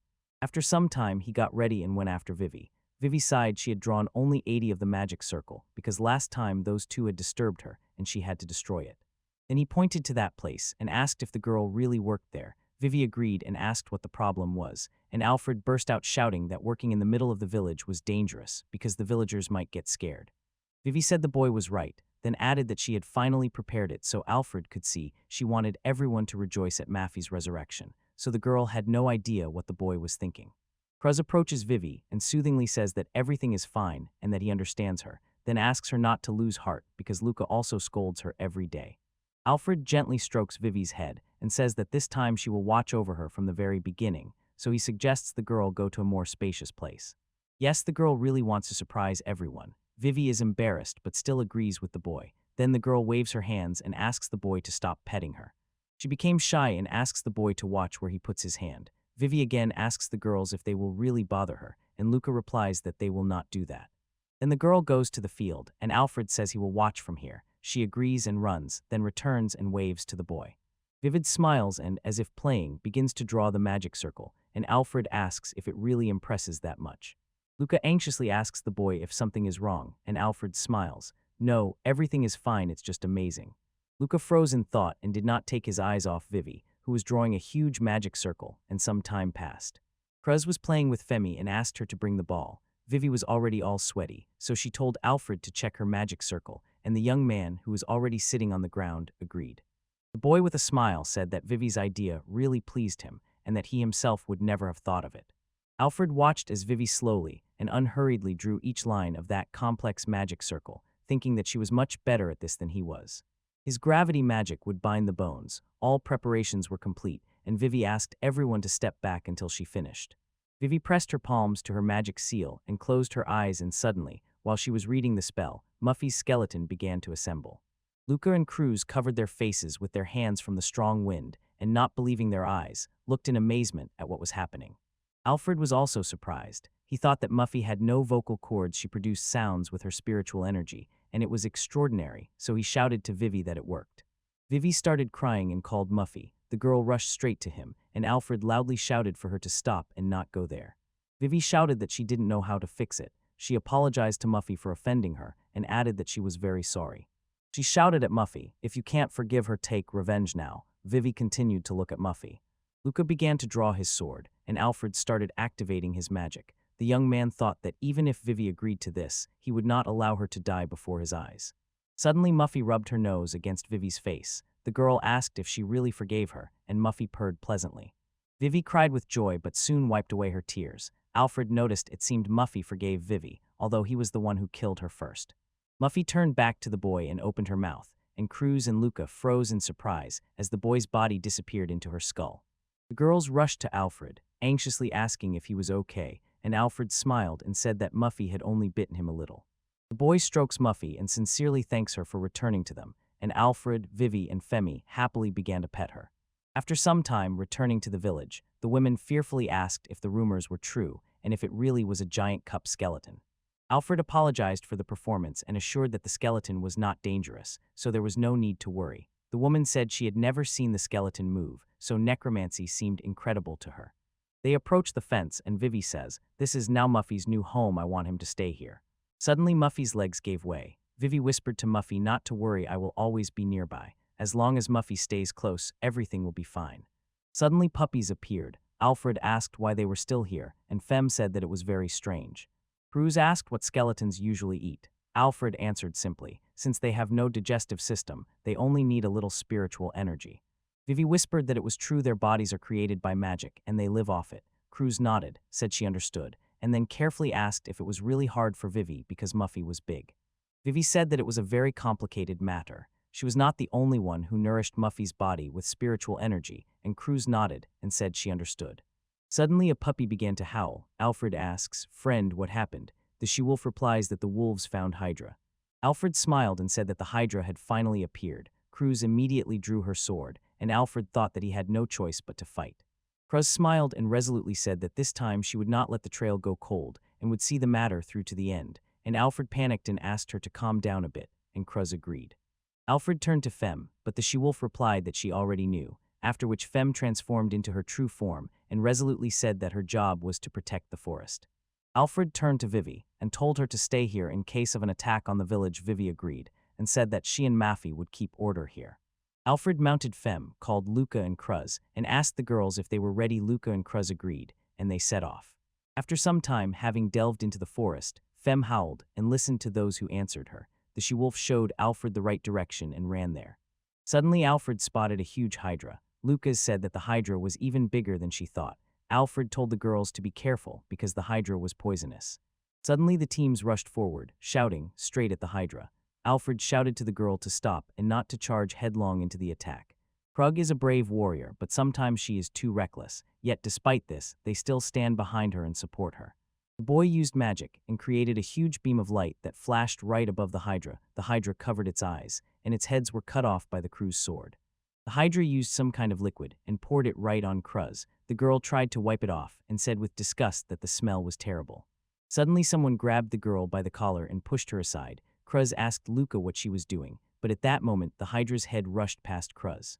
Luca cut off her head, cold-bloodedly said that she was warned about the poison, and then asked if she was really tired of life. Suddenly the girls froze in amazement. The Hydra's heads grew again, and Luca cut them off again, muttering that this Hydra was behaving strangely. Alfred, looking at them, felt that Lucas's words were true. Hydras usually regenerate in 3 days, and this regeneration was too fast, clearly abnormal. Suddenly Alfred sharply turned to Luca and Cruz and shouted to the girls, "Keep cutting off her heads, I have an idea." He says he will try to burn her with fire magic, so they need to hold on until that moment. Cruz says they understand. Luca shouts to Alfred, "Move faster, I can't take it anymore." The team picks up with excitement that the fun is starting, but she interrupts herself. She cuts off, "I won't listen to someone who is all poisoned." At that moment, Alfred orders Fem to go around the Hydra. She confirms the order and immediately begins to carry it out. Alfred stretches out his hand and strikes the Hydra with a burning spear, and the teams and Luca stand stunned. They can't believe it worked. Cruz beamed and told Alfred that it was wonderful, but Luca advised her not to relax. Cruz agreed and added that now they will definitely win because she can't hold back. Luca asked Alfred to cover her back, and Alfred smiled, agreed, then said that they need to finish off these heads. At that moment, Femi looked at Alfred and suddenly realized what his team was capable of. The Hydra was destroyed, and everyone sighed with relief. Femi felt that Alfred's group was really very strong. Alfred even lit up with joy. Everything worked out. They succeeded. Suddenly Cruz caught a pleasant smell, and Luca asked if she was the only one who sensed it, the smell of fried fish, but it seemed it was fried Hydra. Cruz asked if it was true. Lucas shouted that it shouldn't be eaten, and suddenly they heard someone barking. Seeing the adult wolves, Alfred smiled and said that they also worked well, thanked them for finding the Hydra, because it made their job easier. The boy thanks Femi, and she pouts offended. He sees the wolves drooling and asks them if they really want to eat the Hydra. Cruz said she hadn't tried Hydra yet, and Lucas suddenly shouted, "Let the wolves eat the Hydra." Femi asks Alfred if they can eat the Hydra, and Alfred agrees, saying he doesn't mind. Alfred assures that it is not very harmful. Luca asks in surprise if Alfred ever tried the Hydra. Alfred said it happened once when he was younger, supposedly for scientific purposes. He just wanted to, and Cruz told Luca that it was okay. Cruz said it looked incredibly tasty and crispy. Alfred said he warned the girl it is very bland. Luca hears the wolves howling, Cruz's shout that they will share, and then a terrible proposal, to allow Alfred to kill her. Luca was silent for a moment, then unexpectedly decisively said that in that case she would return first. Alfred just froze in surprise. After some time, the Hydramit was fried, the wolves pounced and started eating, and the Cruz followed them. Alfred watched and thought that when the Cruz and others ate such meat, it looked incredibly tasty. After dinner, they gathered the trophies and went home, and Luca said with a glow in her voice that she was lucky to get valuable ingredients, so it was a great success. Luca asked Alfred if they could go to the hot spring when they returned to the village, and Alfred replied that it was a good idea. Suddenly Cruz clenched in pain and whispered that she was hurting. Luca anxiously asked about her condition, and Cruz quietly replied that her stomach hurt. Alfred asked if Cruz was really sick because strong warriors like her rarely get sick, and Lucas said it was all because of the Hydra. She carefully asked the girl if she could walk. Cruz replied that she could, but not so fast. Alfred grabbed Cruz by the shoulder and told the girl not to tire herself. She would go with them. Bruce assured that she was fine and the stomach pain would not harm her, and Alfred said he thought she was about to faint. Alfred addressed Fem. Could she go with Cruz, because the she-wolf was the queen of wolves, and then ordered the girls to hurry and asked Cruz to hold on tight. Then they went home. Cruz thanked Alfred, and the young man at that moment thought, Hydramit is tasty but not poisonous. He was convinced of this from his own experience, so he realized that something was wrong here. They come to Mill's house and tell the girl that Cruz has a stomach ache. Mill anxiously says that it is serious, and she will prepare the bed now. After some time, Cruz is put to bed, and the girl awkwardly apologizes to Millet for disturbing her. Khalid anxiously asks Cruz if she is okay. Cruz sincerely thanks her for the work. Millet curiously asks the girl what unusual food she ate. Luca openly admitted that she ate Hydra meat. The girl wanted to stop Luca, but she said not to try to hide her stupidity. Cruz said Fem ate too, and Alfred said that he considered Fem normal because she was a she-wolf. Mill said that, according to Alfred, Hydra meat is not poisonous. During the fight it releases all its toxins, so maybe there were still some remnants in the meat she ate. Millet said she would prepare medicine for stomach problems, and just in case, give an antidote if the young man wanted. She could prepare them for him, but he would have to wait. After some time, Mill returned with the medicine. Alfred said that Mill was a true master, and Mill sincerely thanked the young man.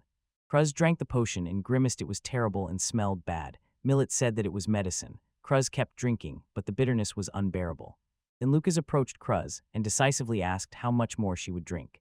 Then Lucas sharply pinched Cruz's nose and poured the medicine into her open mouth. Alfred told Cruz that she did well, and Lucas jokingly added that at least it would distract her from the Hydramit. Suddenly, Cruz said that it seemed the medicine was working, to which Lucas replied that it was simply impossible. Then she said that it didn't matter, she needed to lie down and rest, and that he would stay with her for a while. Cruz lay back, but after a moment jumped up and exclaimed that she felt better, and Lucas sharply replied that she couldn't feel better so quickly, so she had to lie down. Cruz jumped up again and loudly said that she felt better and was absolutely sure of it. After 10 minutes, Alfred was already thinking that considering Cruz a normal person was a big mistake.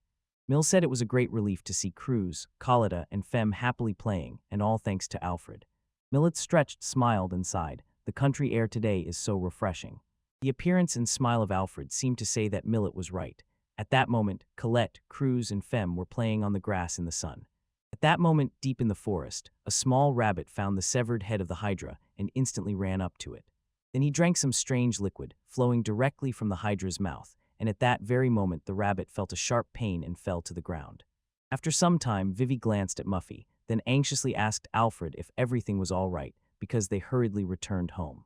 Alfred agreed and said that Cruz was in critical condition, so she was taken to Millet. Cruz loudly declared that she was already completely healthy.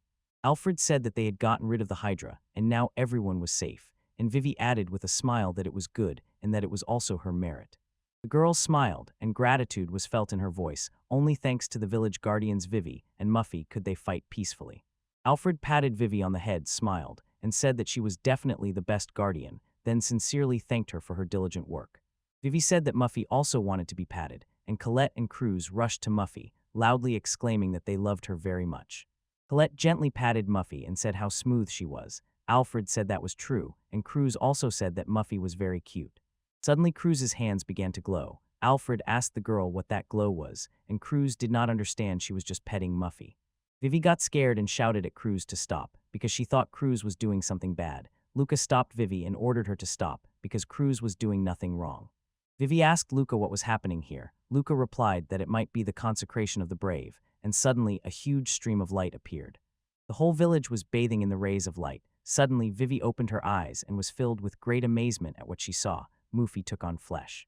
Vivy asked with curiosity what it meant and whether it was really Muffy, and Crew replied that Muffy had become very beautiful. Alfred said that consecration is a ritual during which a priest endows armor with sacred power. Luke agreed with the young man's assumption. Alfred asked if this technique was really so effective. Luca said she had read about it in taverns. It is not some great power of priests, rather a traditional ritual. Alfred said that such teams could only raise lower ghosts. Crew is not ordinary. It has the power of a hero, which makes the technique many times stronger and turns it into the power of a god. The teams laughed awkwardly. Alfred asked the girl, "What did you do?" Vivy asked, "What happened to Muffy?" Luca said that it was like some kind of consecration of the living dead, that is. Muffy became a holy bull, and then she understood and said that Muffy definitely became the holy Muffy. Crew exclaims that she is sure that a holy aura comes from Maffy. Vivy picks up that she feels it too. Crew smiles and says that it is cool anyway. Luca agrees, and Colette loudly shouts that she loves Maffy. Suddenly the wolf cub howled. The voice burst out sharply and unexpectedly. Alfred said that for some reason the wolf cub really seemed happy. Alfred turned to Femi with a question, but she was not nearby. Alfred asked Colette if she had seen Femi, and she replied that she had not seen her since they were there. Alfred said that Femi was great at hiding, but something inside him was where he felt that something was wrong. Then he turned back to the noise of the fight and, looking around, asked Femi where she had gone. Suddenly Femi came out of the forest with a wolf in her teeth and directly told Alfred that she needed his help. Alfred asked Femi if she was okay, and Femi replied that the wolf, deep in the forest, had the same symptoms as the teams. Alfred said that if the poison really worked with a delay, he decided to postpone the conversation and bring the wolves here for Millet to examine them. "I will call them one by one to bring Millet here." The girl dashed away, shouting that she would bring it now. Vivy exclaims that she will create a magical circle of restoration. Femi said that she actually did not eat the Hydra's meat. Alfred asked why, and she explained that her minions approached the Hydra's body and were very hungry, so she did not eat. When they approached the place, Alfred sees many wolves lying on the ground. Learning that the cruise was in danger, he completely forgot about the wolves. The young man apologized. Lucas said he could apologize later. Now they needed to deliver the wolves to the village, and Alfred said they would take care of them. Cruz is pulling 2 wolves at once and assures that he can handle the job. Lucas notes that she is counting on the girl. Alfred said that Femi just has to pick him up and run. It will take a few minutes because he is using his magic. The young man raises all the wolves and, with a challenge in his voice, says he will gather them all at Oncino. One can handle gravity magic that easily. Alfred raced on Fem and with his magic carried a pack of wolves behind him. The team smiled and said that this was exactly what they expected from Alfred. They were already almost near the village. Millet, Caletta, and Vivy called everyone here, and Vivy said she had drawn a magic circle to ease their pain, but it was unlikely to help. Vivy admitted that her magic was insufficient, and Femi said they had stomach pain, vomiting, and weakness. Millet examined the wolves, nodded, and said she understood these symptoms were very similar to Cruz's. She added that she would prepare medicine and asked to wait a bit, and Alfred thanked the girl. Femi's admitted that she had done something wrong and said it was related to her confidence and pride. After all, she was the king of magical wolves, and Alfred reassured her, "Don't think about it, it's not only your fault." Luca is looking closely at the wolf and doesn't understand how that guy cannot find it, at least a little strange. Alfred is thinking about it too. Cruz called Luca, and she said that Alfred supposedly had eaten Hydramit before, so its meat is not toxic, and this is not about poison, and Cruz agreed with her. Luca asked Cruz if the girl really forgot that she was poisoned. Cruz smiled and said she forgot, and later Luca found out that the poison was unlikely on the meat and caused the illness. If a wolf has a keen sense of smell, it will notice it before eating. Femi says that goes without saying. Lucas says that this Hydra was abnormal from the very beginning. Growing a head immediately is impossible, and she had never heard of such a thing. Luca asks Alfred to give her some Hydra bile, and Alfred agrees, handing her a jar of Hydra bile. Lucas frankly says that at first glance it really is big. Cruz says it gives off a very unpleasant aura. Alfred asks the girl what exactly she means. Cruz replies that a strange energy is hovering around it and she doesn't like it, and Alfred thinks that sometimes it scares him. Luca asks permission to take him to the royal laboratory so that she can check does Alfred agree with the girl. Alfred says that Luca studies magical creatures, so she looks like a real genius. Mill interrupts them, apologizes to the boys for making them wait, and says that the potion is a bit bitter, but it is worth drinking for health. The medicine is poured into bowls and given to the wolves. Femi is glad that the wolves look much better, but Lucas accuses her, saying she drank all the medicine herself, and Cruz did not, to which Cruz objects that this is not true. Millet said she believes tomorrow all the wolves will feel much better, and Alfred agreed with the girl. Femi bows and Ceci sincerely appreciate it. Millet firmly refuses. Alfred then says that tonight he will take care of the wolves together with Femi. Suddenly Muffy came to life and started moving. The boy said that she will also look after them. Lucas stated that he will study the bile and try to find out what is happening, and Alfred waved his hand and said he would leave it to the boy. Alfred then sighed with relief and said he was glad that everyone went to sleep peacefully. Maybe Muffy had some healing aura. Then Alfred notices how Femi licks the wolves one by one and sincerely worries about them. Alfred extinguishes the candle in the lamp and thinks to himself, Femi is the best king, so everything will be fine, and everyone falls asleep. The next morning the wolf pups woke Alfred. The young man said that it seems everything is fine, and greeted all the wolves with good morning. He looks into the distance, sees the adult wolves, and says with relief that he is very glad everyone is healthy. Femi approaches Alfred and thanks him for helping to save her pack. She feels very sorry that only Femi cannot help, it pains her. Alfred reassures her, don't think it's all over, and suggests going to have breakfast, then together solving the mystery of Hydra. He smiles and says that he and Fem will solve this problem together, and Fem adds that this is her chance to show that she is useful too. She, with hope in her voice, calls the young man to go with him so that he would allow her to repay the debt. Soon Femi, Alfred, Vivy, Cruz, and Luca approach the place where the Hydra was killed yesterday. Lucas whispered that they would probably find the secret of the immortal Hydra here. Vivy said sadly that she no longer feels magic. Alfred said it was strange. He, of course, stabbed him, burned him, and buried him, and now there were no traces left, and that was very strange. Femi admitted everything is a bit confusing. Alfred anxiously asked Femi if she really understood anything. The she-wolf quietly said she would try to find something. Vivy looked around and suddenly noticed something on the ground. She called Alfred and asked him to look at that spot. The girl swept her foot across the ground and said that a magical circle was hidden there. She added that it was huge, it was what made the monster very large. Alfred said that this was exactly what they expected from Vivy. Vivy slyly laughed, but they were interrupted by Cruz's voice called Alfred and exclaimed that she had found something. Alfred rushed to Cruz. The girl warned, there is a large group of monsters there and it was very serious. Then they rushed there and were very surprised. Alfred could not comprehend what it was. There was a whole pack of monsters there. Lucas said they were 3 times bigger than the Hydra, so it was impossible to look at them. If even one of them got into the city, it would be destroyed. Femi said coldly that they could not allow them to leave the forest, and Cruz, grabbing her sword, resolutely replied that then they would do it.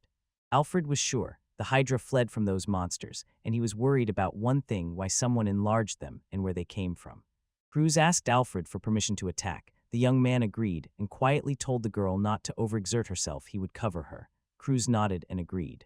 Suddenly Cruz was attacked. Immediately a wizard appeared, who said that the girl dodged very skillfully. He was thinking about how to lure her, but she came herself and saved him a lot of effort. Alfred asked the stranger who he was and what he wanted from them, and the man replied coldly. He was not interested in people. He was interested in the girl who was one of the heavenly kings, pointing to Vivy, and the boy shouted that she asked for a plan to restore the Demon King's army, so she was a traitor. The man took off his hood and said, I am one of the 12 heavens. My name is Tease, the purifier of impurity. Vivy was frightened and said she did not know him. The girl asked Alfred if he knew him, and the boy replied that he did not know such a person. Tease shouted and accused Vivy of mocking him. The young man exploded with a scream. Vivy was the weakest of the 4 heavenly kings. She ruined the dragon invasion plan, and he could not forgive her for that. Alfred felt a chill. This boy created dragons using dark magic, and he said that even if it was true, they needed to find out if that boy would do anything, or if demons just like to talk. The young man said that it seemed he liked to talk, but it did not matter, they would all die here. Then he called his monsters. He ordered him to kill everyone, but suddenly something dispersed the monsters and Tis froze in surprise. Suddenly Cruz emerges behind him. Tis smiles and asks the girl not to do this. Cruz is clearly very surprised.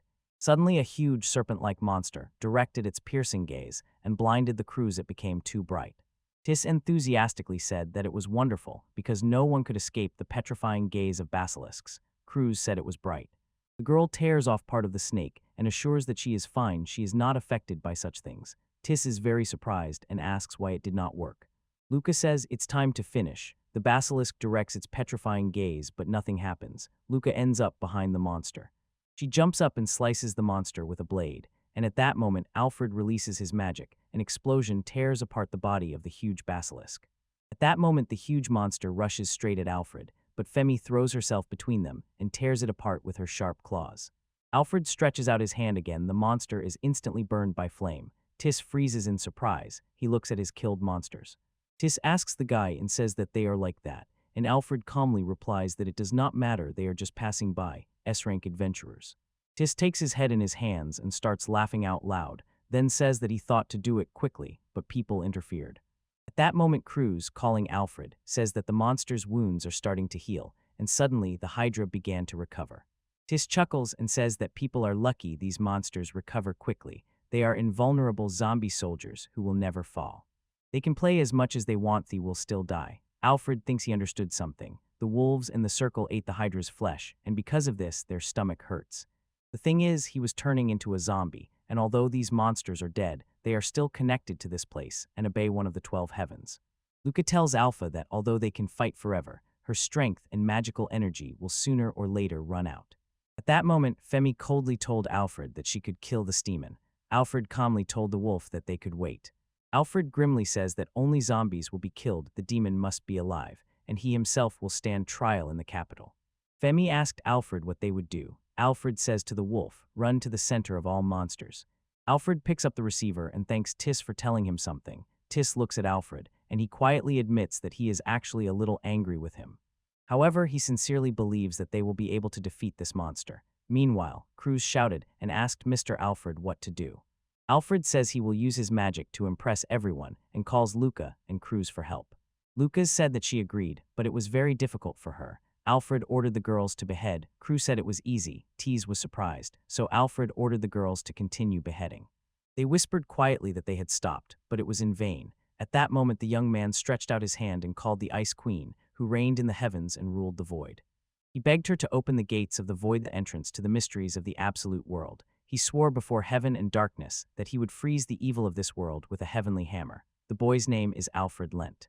Suddenly, a huge pillar of ice rose before Alfred. All the monsters froze, and Tiss's legs froze too, so the boy said fearfully that he couldn't move. Suddenly, Alfred rides up to him and tells Tiss that he has been caught. Tiss falls to the ground, laughs, says the boy is joking, and doesn't believe that he is really an S-rank adventurer. Such magic could only belong to a real monster. Tiss says he should have guessed. Vivy was the weakest of the 4 heavenly kings. She wouldn't have managed against dragons, so they were defeated by a young man. Alfred said that he was not alone. Then he ties up Tiss, but the boy says there is only one way out. He grins as if he is amused and says, the merchants must be destroyed. Alfred froze in surprise and immediately calls Vivy. At that moment, a huge Hydra rushes through the forest. Vivy smiles and says she was waiting for it. The Hydra attacks the girl, but Vivy was sitting next to a magical seal and immediately attacked it. From the magical seal, plants instantly grew, wrapping tightly and firmly binding the Hydra. Vivy said despairingly that she would never be able to break these bonds.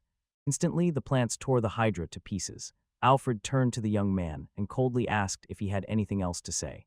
The boy sat in the field and watched as the monsters he created were burned and frozen, and Alfred told Vivy that she had created a great circle.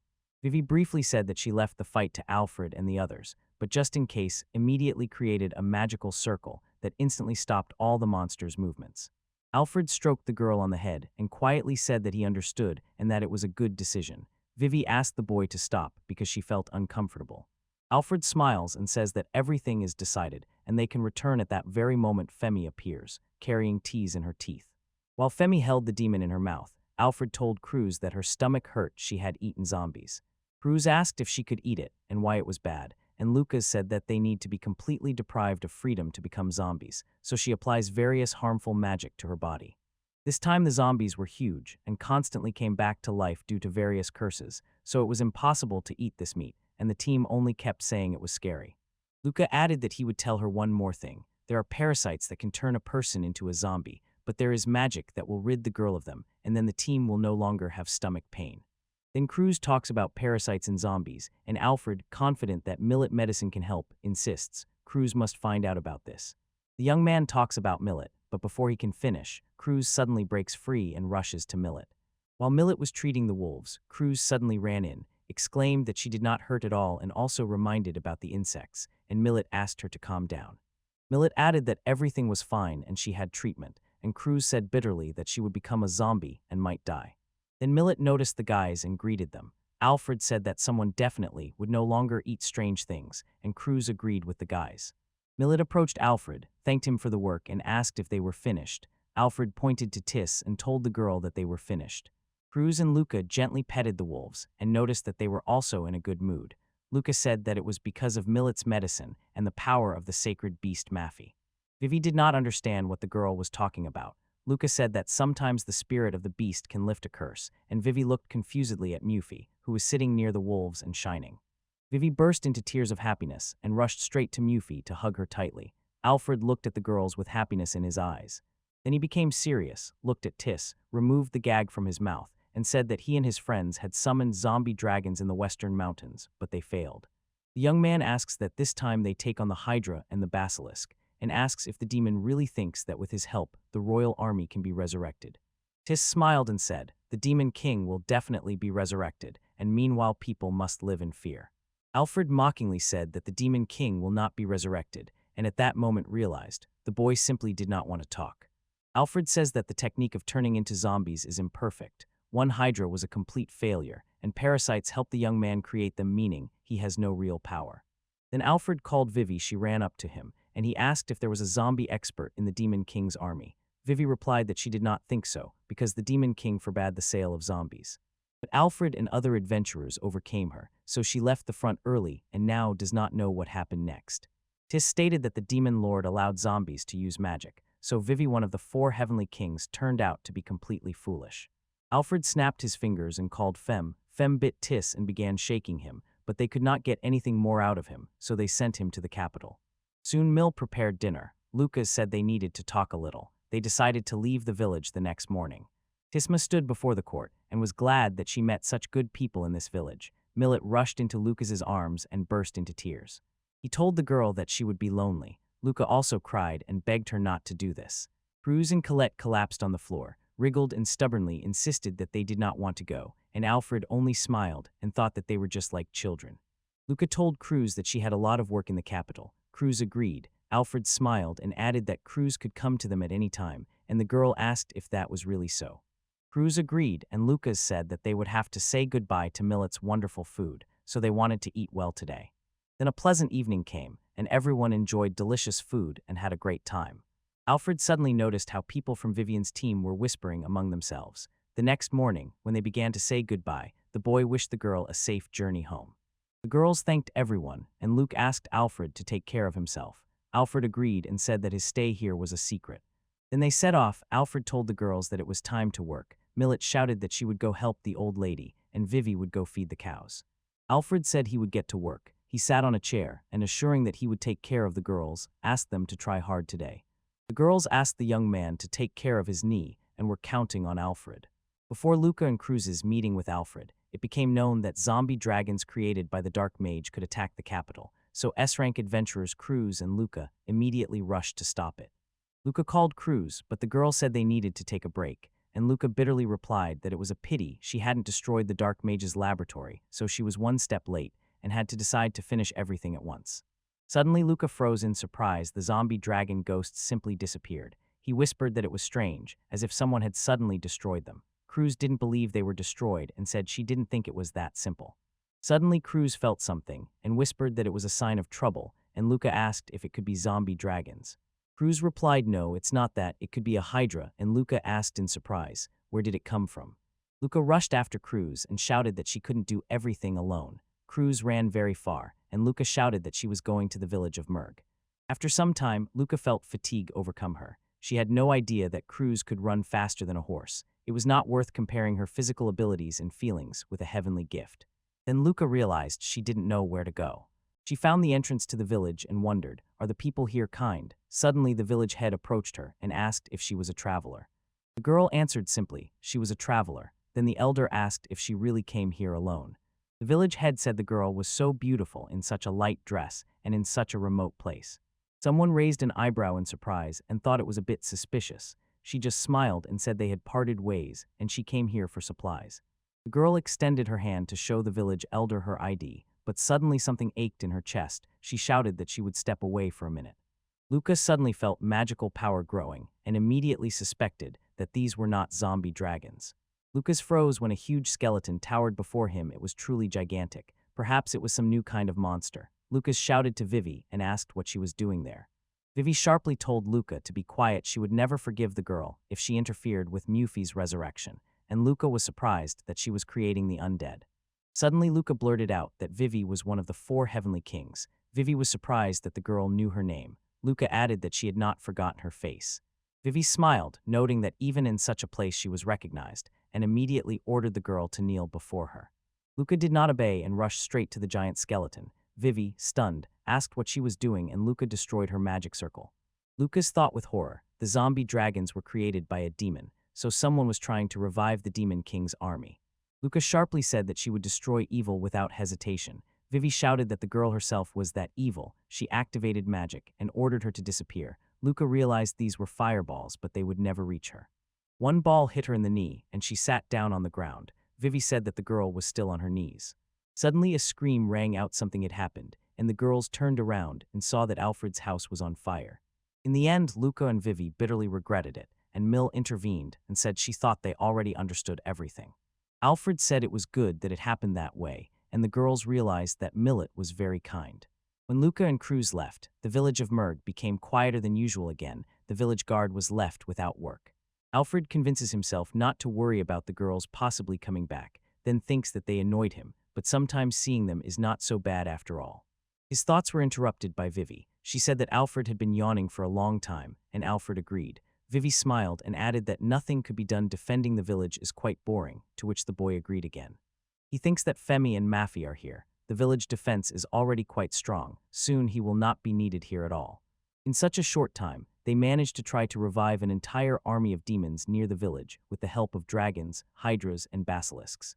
He is afraid that the villagers do not know about this. He must show the village that he is truly useful. He noticed Vivy and asked the girl what was going on and what she was looking at. Vivy emotionally told about the field. The young man confusedly does not understand what the girl is talking about. Vivy anxiously says that the land in the village is spoiled. Alfred looked at the plants and sadly agreed with the girl. They really do not bear much fruit. The young man asked the girl if she really understood what was happening just by looking at them. Vivy agreed and with excitement in her voice, explained that magical ore had seeped into the hot springs, and Alfred anxiously asked if it was harmful that the ore mixed with the soil in the fields. Vivy nodded in agreement and said that the poverty of the demon lord's land could also come from a demon or simply from the soil composition. Alfred happily said that he had heard that Vivy was engaged in land reclamation. Vivy agreed, and he smiled, saying that this is expected from one of the 4 heavenly kings, so he counts on her. Vivy is shy, and Alfred, thinking about farming, says that he has no personal experience, so Vivy will be useful here. The girl firmly takes his hand and agrees. Vivy firmly says that she will cleanse this land. The boy, confused, asks what she is talking about. Alfred asks in surprise why Vivy suddenly said that he was bored working as a guard. Alfred says that it is true. Vivy says that it is her responsibility to improve the fields. She says that with their own hands, they will make the richest farm and it will be very fun, and the young man thinks that Vivy looks inspired. Alfred smiled, agreed, and promised that they will clean everything here. He will enjoy delicious vegetables, and the residents will feel much better. Alfred says that first of all they need permission from the village elder, and Vivy rushes ahead, exclaiming that she will get it herself. The boy approached Femi and asked if they could cut down some forest. Femi barked affirmatively, and then the village head gave Vivy his consent.